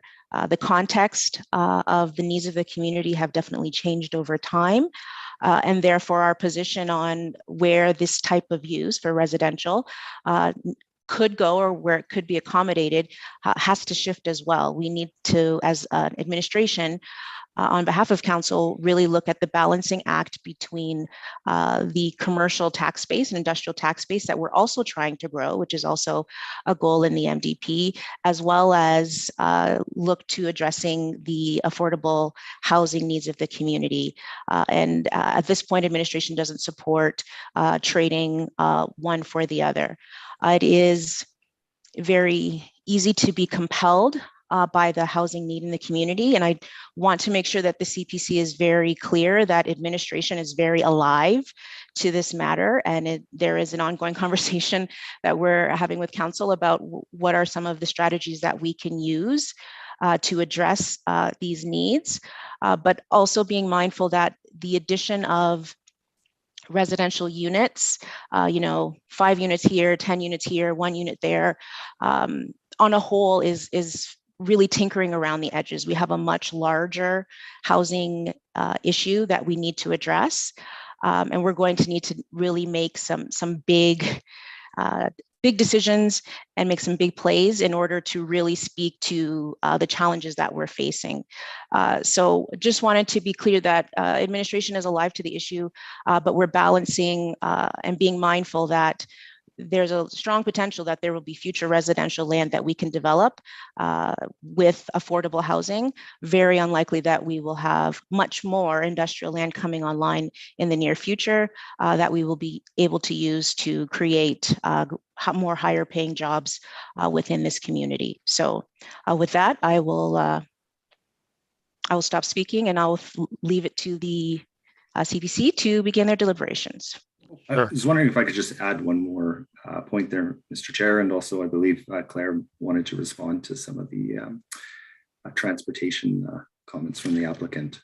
I just wanted to quickly state that that the applicant did indeed in their initial application have a mixed use building of, sorry, turn on my video here. There we go. It's not too pretty. Office above and industrial on the ground floor. We had asked the applicant to either reduce the amount of independent office space or simply convert it to be accessory to the industrial. The applicant chose not to do either of those things and decided to proceed with housing. So there was a suggestion that we asked them to remove it. I just wanted to clarify that wasn't completely accurate. So for me to understand, the accessory to the bays down below, that would be something similar to Moose Meadows, where you have interior stairs going to the upper units through exactly. a common front door. Exactly. It's essentially one unit that can serve the different purposes. So. Okay, thanks for that clarification. So Claire wanted to. Oh. Jump in, sorry. Okay, there we are. I'll just add a couple of small clarifications regarding our strategic plans and engineering design and construction guidelines. So our 2018 integrated transportation plan does identify different roadway classifications. Bow Meadows Crescent is identified as a collector roadway within that network. From there in 2020, council also adopted updated engineering design and construction guidelines, which are based on that strategic plan, and that does include a collector cross section. So there is guidance on what this type of roadway should look like in terms of the facilities that we would expect to see. So acknowledged, our EDCG does inform what roads would look like from scratch, brand new, when we start to build them in new areas. It's also a starting point to inform the design, acknowledging that when we're retrofitting corridors, we need to develop engineering designs that suit the context. So the process that we're going through right now along Elk Run Boulevard and Glacier Drive, we can look to a lot of examples around town where we've had to retrofit facilities into corridors to meet our long-term needs, considering how those roads were historically designed. We do receive constant input from the community on what it's like to move through this area as a person walking, cycling, or trying to access transit. There aren't areas in Canmore that we don't envision being able to ultimately accommodate people safely through those modes, even if that isn't historically what was envisioned when the roadway was built. Lastly, the town would be looking to facilitate a local improvement process with neighboring properties to assist with the costs. And a number of the items that were noted by Gavin would be looked at through the development of a conceptual design. we haven't prepared that design to date and would acknowledge that each of those are challenges and considerations that we deal with for every single retrofitted sidewalk or pathway that we build in town based on the particular characteristics of the corridor. I'll pass it back to you. Great, thank you. So we do have a decision to make. We've three options. We can approve the variances. We can refuse the application, or we could table this. And what I propose, what I do right now, is to sort of walk through each of the 5 variances to get a feeling of where the commission members are on each of these 5 variances, either supporting the variance or not supporting the variances, which would then lead to an opportunity to make a decision. So on the first variance related to employee housing, there was a number of sub pieces here. Is our individuals prepared to support the variance? And I'll go first this time. I'm prepared to support that variance. Cheryl. Sorry, just to make sure we're all on the same page, are we going through each point? As a whole, there would be the variance for, I guess, 3 yeah, okay, but there's 5 then. So okay, 5.3.6.1a. That request for variance on employee housing, and that's so that's the one I support. Maybe we could pull that those variances up on the screen so that we can all look at those again and just know just which so we ones can go through each point. Yep. Yes, just one moment, Mr. Chair. Sure.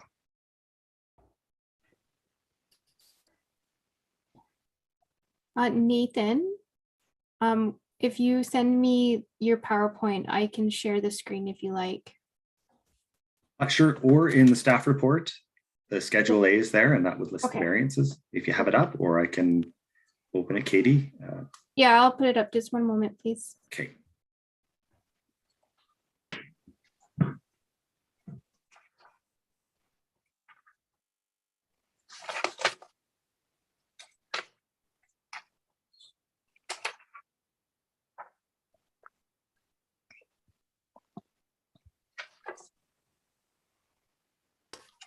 Mr. Chair, can you see the Schedule A? Again. Okay, perfect. You're just going to need to scroll up. Scroll there. Okay, perfect. Oh, they're not in the same order as the other ones. I believe the other one was a PowerPoint presentation by the development planner. Yep. Okay, so that would be okay. So we'll go first to 5.3.6.1b, allow employee housing in the space that could reasonably be used for industrial purposes. That's the, so I would support that variance. Cheryl. I support the variance as well. Okay. Sean. I support the variance as well. Okay. Florian. So I think I need to give a little bit of context to my position on this. I think we are all excited to see sort of an innovative approach to providing employee housing, which everyone knows is much needed in the community. So I appreciate what the applicant is doing here. I think it's really encouraging to see. I think we're all excited by it. And to be honest, when I first received the agenda package a couple of days ago, I was surprised that administration was recommending to refuse this. And I think many people in the community may be surprised by that as well. But I think after this discussion today, I do see some issues with conflict between the residential and industrial uses. So I think, I guess Nathan said it well, is we don't want to solve one problem and create another. To me, the overall picture of this development is that the residential use being proposed is not subordinate to the industrial use. So I think if there was some kind of, it's not like one of these variances, it's not like it's just one thing or the other. It's not just like if there's a sidewalk, then it's good. It's sort of like if there was some kind of compromise, like maybe reducing the amount of employee housing and adding a couple bays of office use, as was sort of part of the discussion today, or if there was like some outdoor amenity space appropriate to residential uses, or if there was a sidewalk, like if there was one or two of those things sprinkled in, this would be a lot of an easier decision. But my overall impression is that the applicant is not addressing the concerns that are raised by administration. Like I don't see a lot of gestures to address those. I think the discussion today has sort of been the applicant has tried to sort of dismiss those concerns rather than provide some kind of compromise, I guess. So I don't think anyone really wants to be in the position of making this decision, because the appeal for having the affordable housing is so strong in our community. But I think there's been some other concerns raised by the administration about how we do that and where it's appropriate to do that, which I think I feel are not addressed in this application. So it's, So Florian, we're not making a final decision right now. We're just asking whether you support variance number 2. Well, I guess that's what I'm saying, is that it's not one variance or the other. It's sort of the overall picture where I don't feel there is, it's sort of a combination of things. If there's a couple of these variances where the applicant would respond to administration's concerns. So to me, the evaluation is not one variance or the other. It's just sort of the overall picture, right? Well, what I'm hoping to get through by doing this is getting an idea of what the overall picture is for the commission.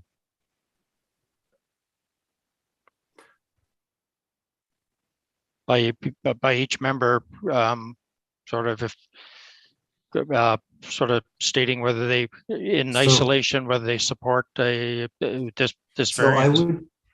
I would support employee housing in this proposal, but not to the extent that has been presented, where it is not subordinate to the industrial use. Okay, so that's a no. Okay. Okay. Tanya.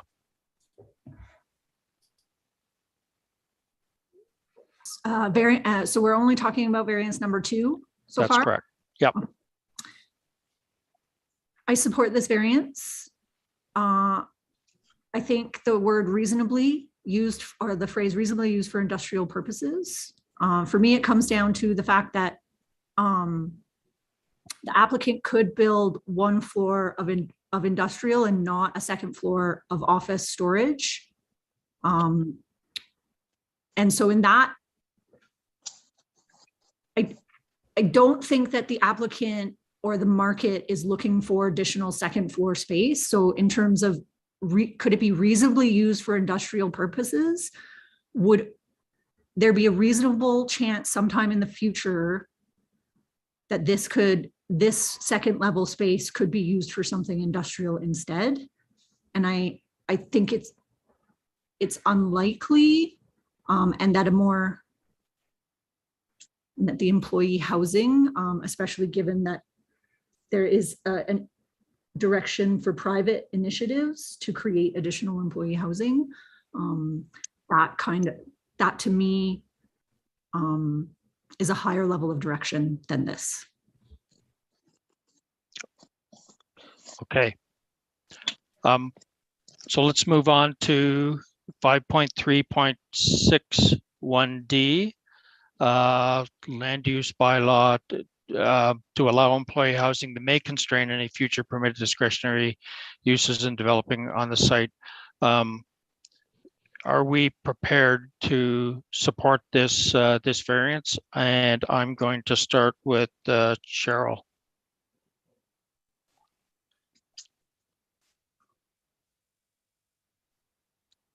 Sorry, I'm just reading the question to make sure I answer correctly.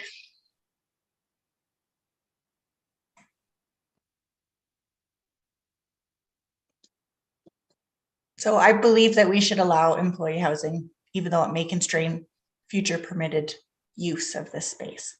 Great, thank you, Cheryl. Sean. Just making sure my I also support variance 3. Great, thank you. I'll move on to Tanya. When I look at this parcel of land and I look at the potential for future permitted or discretionary industrial uses on adjacent lots, I think that this has been addressed to my satisfaction, because the one adjacent lot is in a habitat patch, one adjacent lot is the SPCA, and then the two others, which are automotive bays, there could be potential constraint for future industrial uses of those two sites as a result of this employee housing. But even though, with that said, I still think it's reasonable to continue to move forward and approve this variance. Great, well, thanks, Tanya. And for those reasons you've articulated, I support as well. Florian. Yes, so again, I think employee housing in this development is appropriate. It's a discretionary use. I don't think the intensity that this proposal is presenting is appropriate, and I think there's a potential to create a conflict. I think this is primarily an industrial district, and this project, there's too much emphasis on the residential and not enough mitigating measures to address the potential conflicts. So that would mean you don't support the variance? That's right. Yeah, okay. Okay, let's go to variance number 4. Section 5.3.61E, a variance to allow employee housing that may unduly interfere with existing or potential industrial development in the area. I'm going to start with you, Florian. Yes, so again, I find the process is a little bit challenging. To me, it's really looking at the overall picture. You know, if there was one or two of these variances, I think the project would be a lot easier to support. But just like in the bigger picture, I think I have to. I don't know. I can't support it. So it's really hard for me to say, okay, which variance I do support or I don't. I think it's more the overall picture of the applicant making a little bit more effort to address concerns raised by administration. So if I have to say yes or no to this variance, I guess I would have to say no. Okay, thank you. Sean. This is one of them that we have a rule, but we don't actually have an enforcement.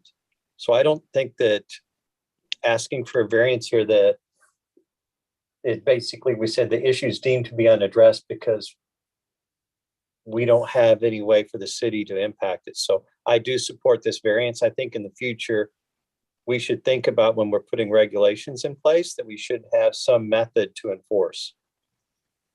This one I think is unenforceable from what this, what the planning commission said. Okay, thank you. Cheryl? I support this variance as well. Okay, awesome. Tanya? I believe the applicant is able to address this issue through design. And I think that it would be helpful in the future to, if this section in the land use bylaw could have more direction to it, especially when I look at the Southern Business District industrial area, which actually sets out requirements for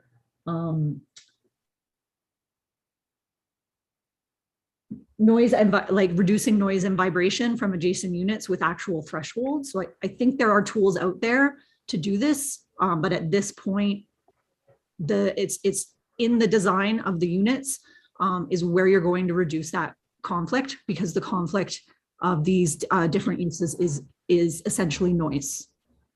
So that's where I'm at with that one. So I support this. Great, thank you. And I support this one as well. Okay, let's go to number 5. This is to allow the development to not include children's playground or other outdoor recreational amenities. Let's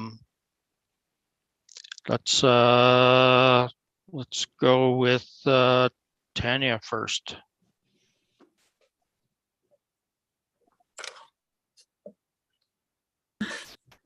Thank you. I am in support of this variance because outdoor amenity space specific. So we got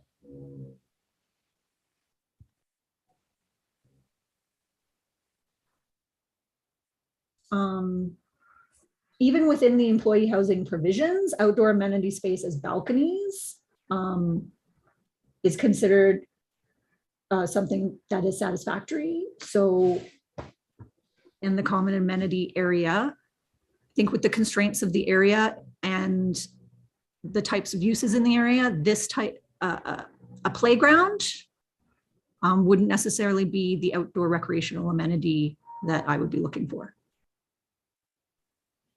Great, thank you. I'll go next here. Yeah, I support this variance.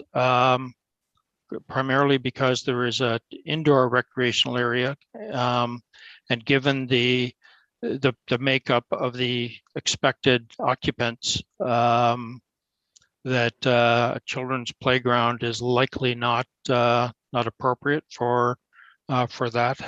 That's sort of where my head is, and that's why I support this. Florian. I have to say I don't support this variance. I think with residential development of 12 units, providing some kind of outdoor and amenity space, it doesn't need to be a playground, but some kind of like barbecue area wouldn't be too much to ask. And again, it's more the bigger picture of all these kind of variances combined. If some of the other things were addressed, then maybe we could overlook this one variance. But it's more the combination, everything together, the number of units. So I'm just kind of repeating my same argument here. It's not about this one single variance. It's really about the overall bigger picture. Okay, thank you. Sean? This is the one that I'm shifting from. I do not support this variance because we do have 12 units, and in an light industrial area, having outdoor and indoor is what makes it livable. So I do not support this variance. Okay. Cheryl? So I do support this variance. I think the developers have done a good job at including an indoor common space for people to use. I think in a light industrial area, the last thing I would want is my kids to play in a playground on the same property where people are welding. So I think indoor space is great. I think the suggestions of like an outdoor barbecue area sound great, but I would have a barbecue on my deck. So I don't think that's something that really needs to be considered. So I do support this variance. Okay, thank you. Go to number 1 now. This variance to allow the developer to not construct or pay for construction of a pedestrian walkway system to serve the development. We'll start with you, Cheryl.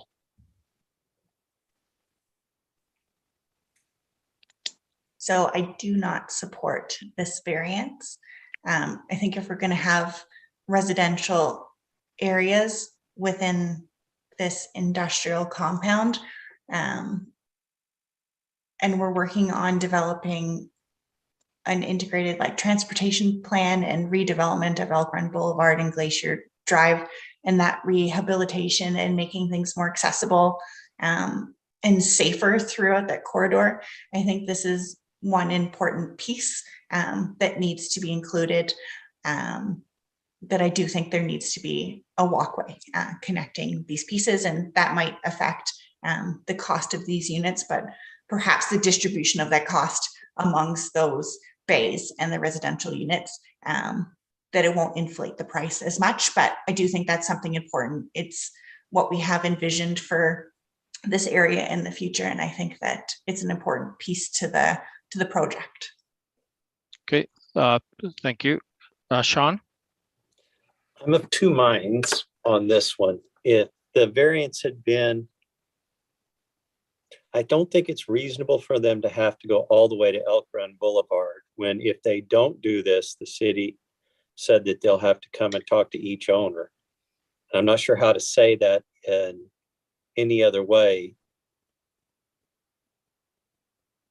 So I'm going to go ahead and say I approve this variance, or I support this variance, because I think it is, with the complexity that they explained, I don't think that that is reasonable for one developer to have to pay the whole cost when there's other owners between them and the endpoint.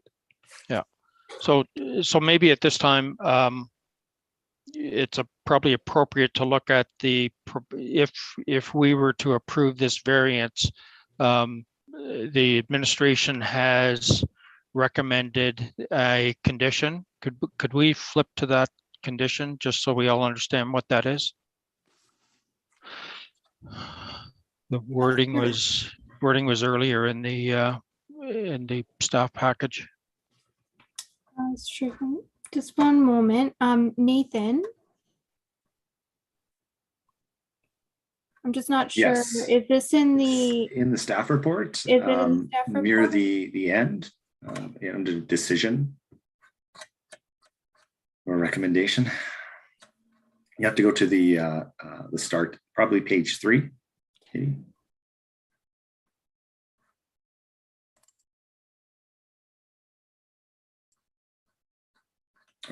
Yes, a lot lower than page 3, page 13 maybe. Keep going. There you go. Options for consideration. Thank you, Nathan.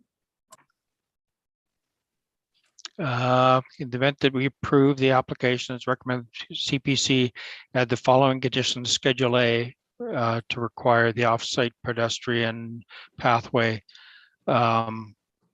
Developers shall construct a sidewalk between the site and Elk Run Boulevard to provide connectivity between the site and the surrounding active transportation network. Developer responsible for all costs associated with engineering, design, and construction, connection, preparation of the cost based on a town prepared concept plan. Town will endeavor to recover partial costs of the sidewalk construction through a local improvement process, which could include contributions from the adjacent properties towards a portion of the cost, or there's no assurance that any costs will be recovered through this process. The process is not successful, the developer shall be responsible for the full cost of design and construction. The town will lead the local improvement process with neighboring properties to endeavor to cost share the final construction value. This process will begin following completion of detailed design plans and provision of the cost estimate to the town by the applicant. And approved engineering drawings will be a requirement of a development permit approval. Developer shall be responsible for engaging with adjacent property owners to obtain permission to tie into private driveways along Bow Meadows and shall provide written confirmation of this permission to the town prior to commencement of any construction work. So should we approve this and approve or support the variance, we would be looking to either the recommendation would be to include this in the Schedule A conditions. So that just provides some context to us as we go through the looking for the support of this variance. Is that clear as mud? Yes. Okay. Probably should have done this before we got into this. Florian, would you maybe you can flip back to the variances again?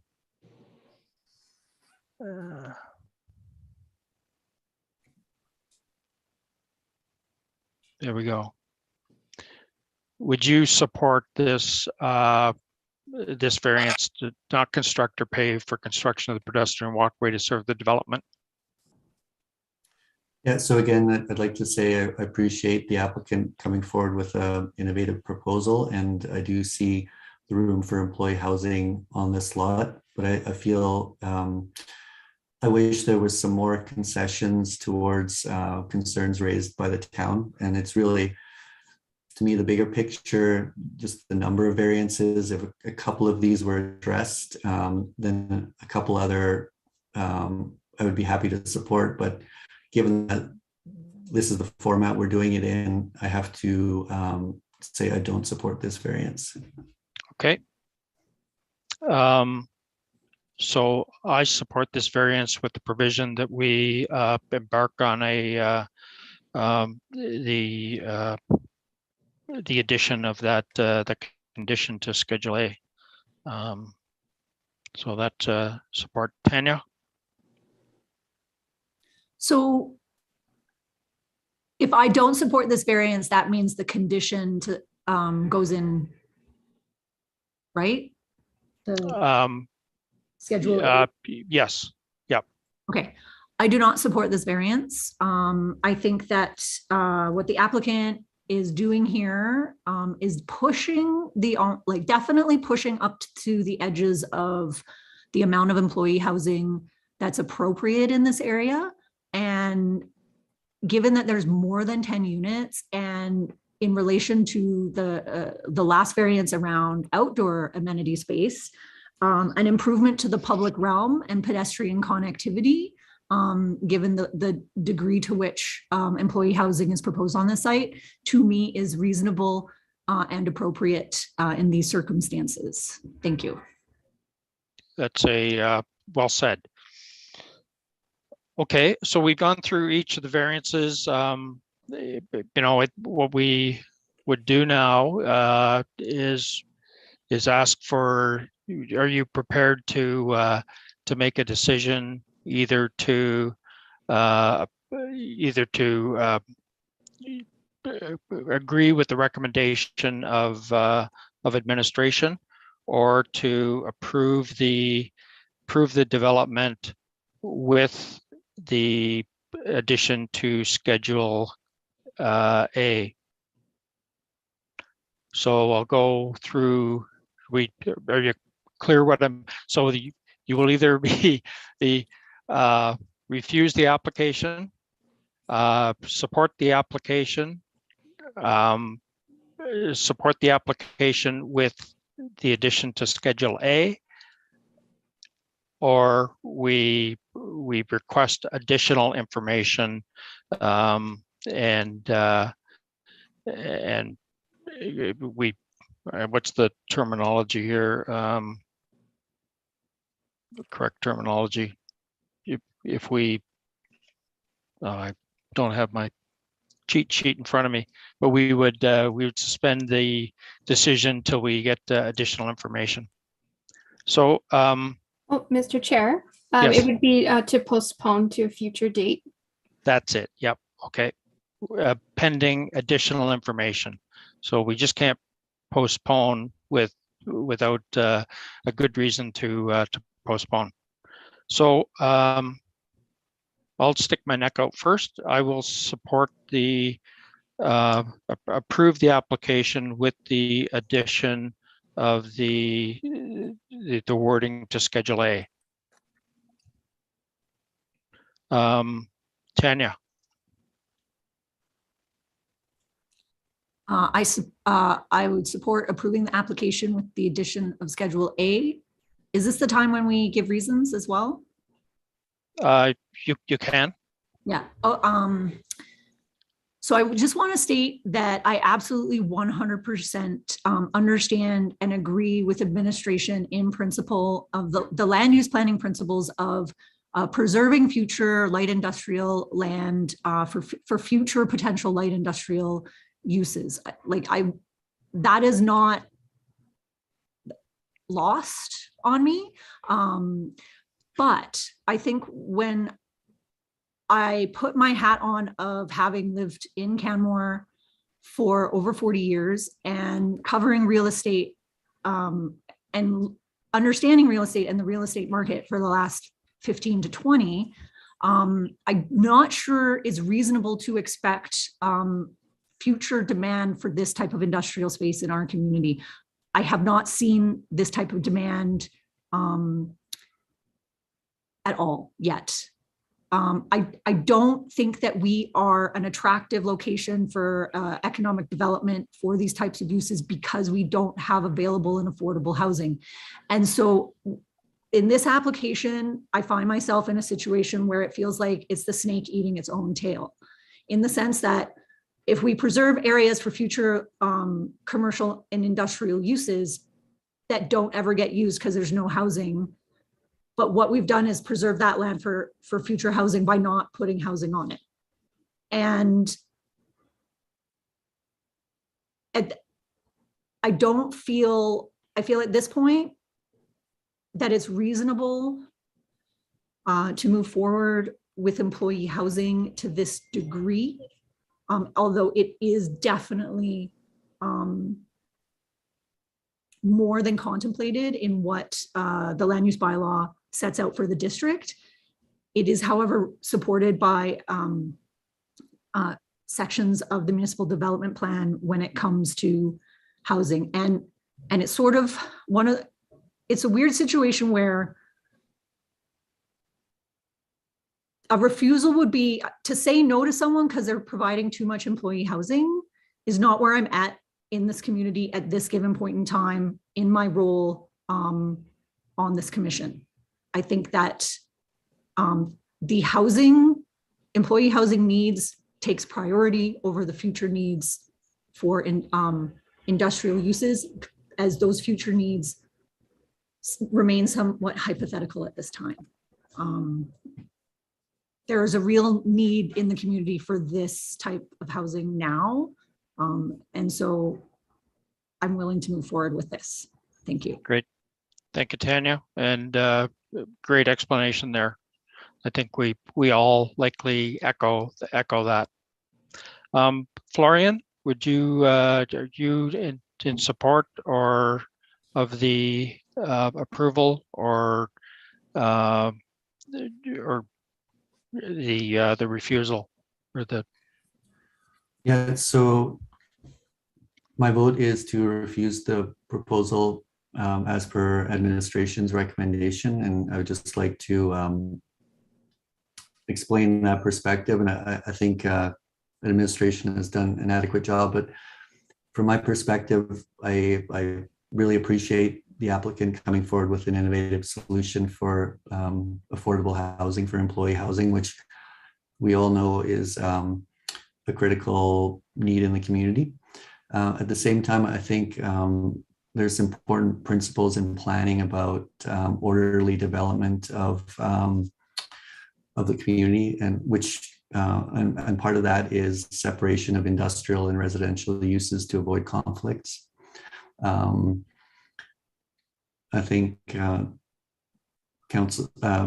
administration has made a case that there is a restriction on the amount of industrial land available, and the possibility of those industrial lands sort of being eroded by uses that are not primary to that district. So this is supposed to be a primarily industrial district with some uses for some potential or for incidental residential uses, but primarily industrial. And so I think we have to be careful that we don't create unnecessary conflicts there. So what I would have liked to have seen in this proposal is a little bit more concession from the applicant to addressing the concerns that are brought forward by administration, because I think they're all very sound planning concerns that are brought forward.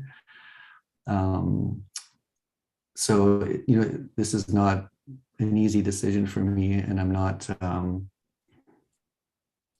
trying to, it shouldn't be construed as, you know, a vote against employee housing. I just wish this proposal had addressed some of those concerns, because I think they're real, and I think there is a real need for employee housing in the community, affordable housing, but we also have to be careful that we do it right and we don't do it hastily.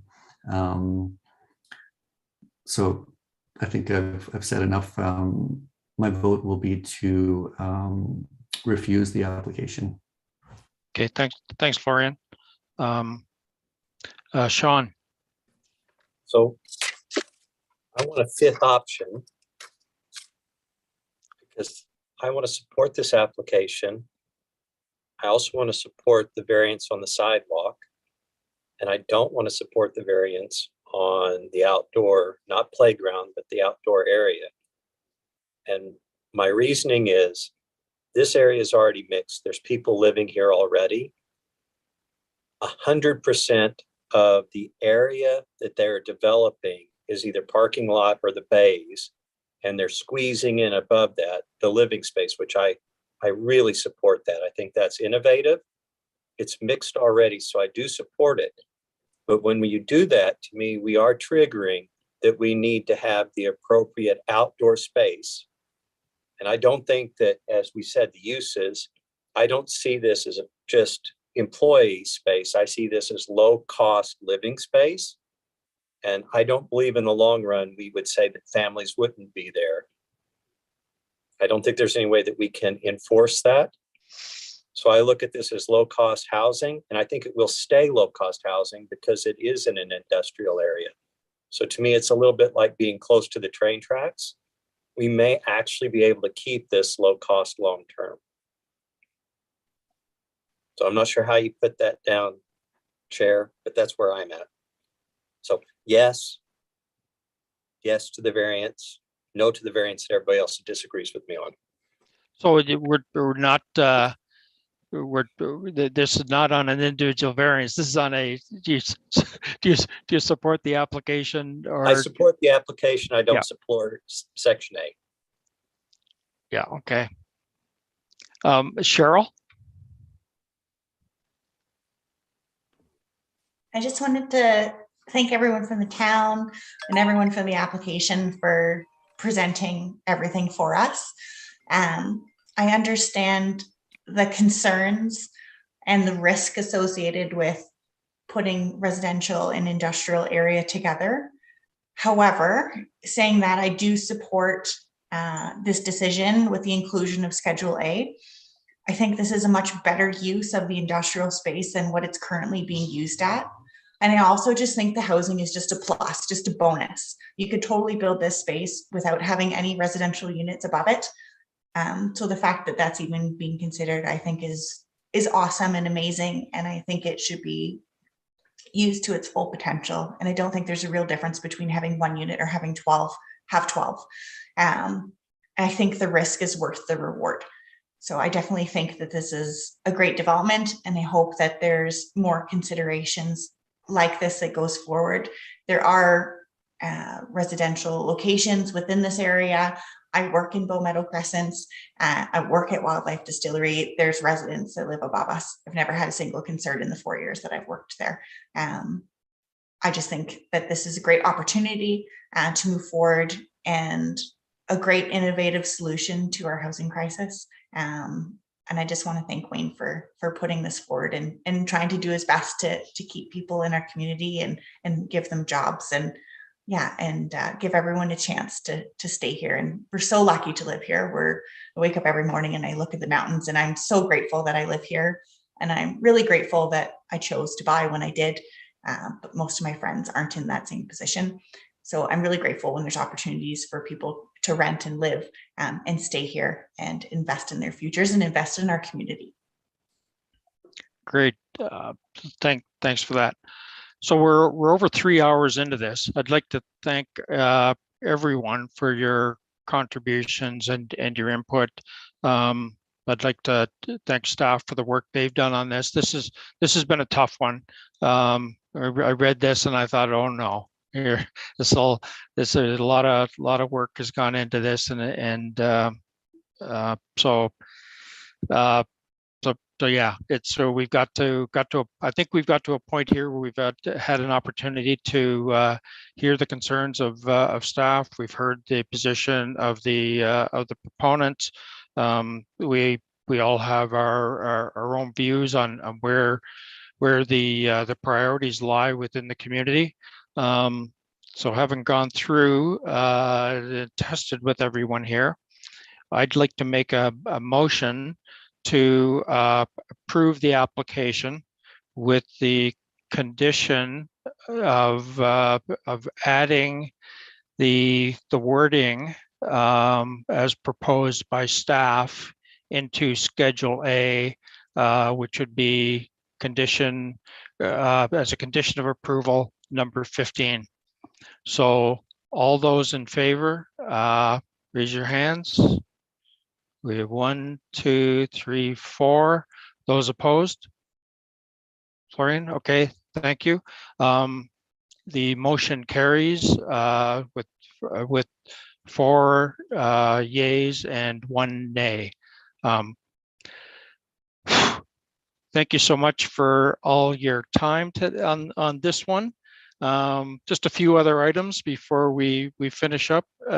Is there any other planning business, Katie? No, there is not, Mr. Chair. And next meeting?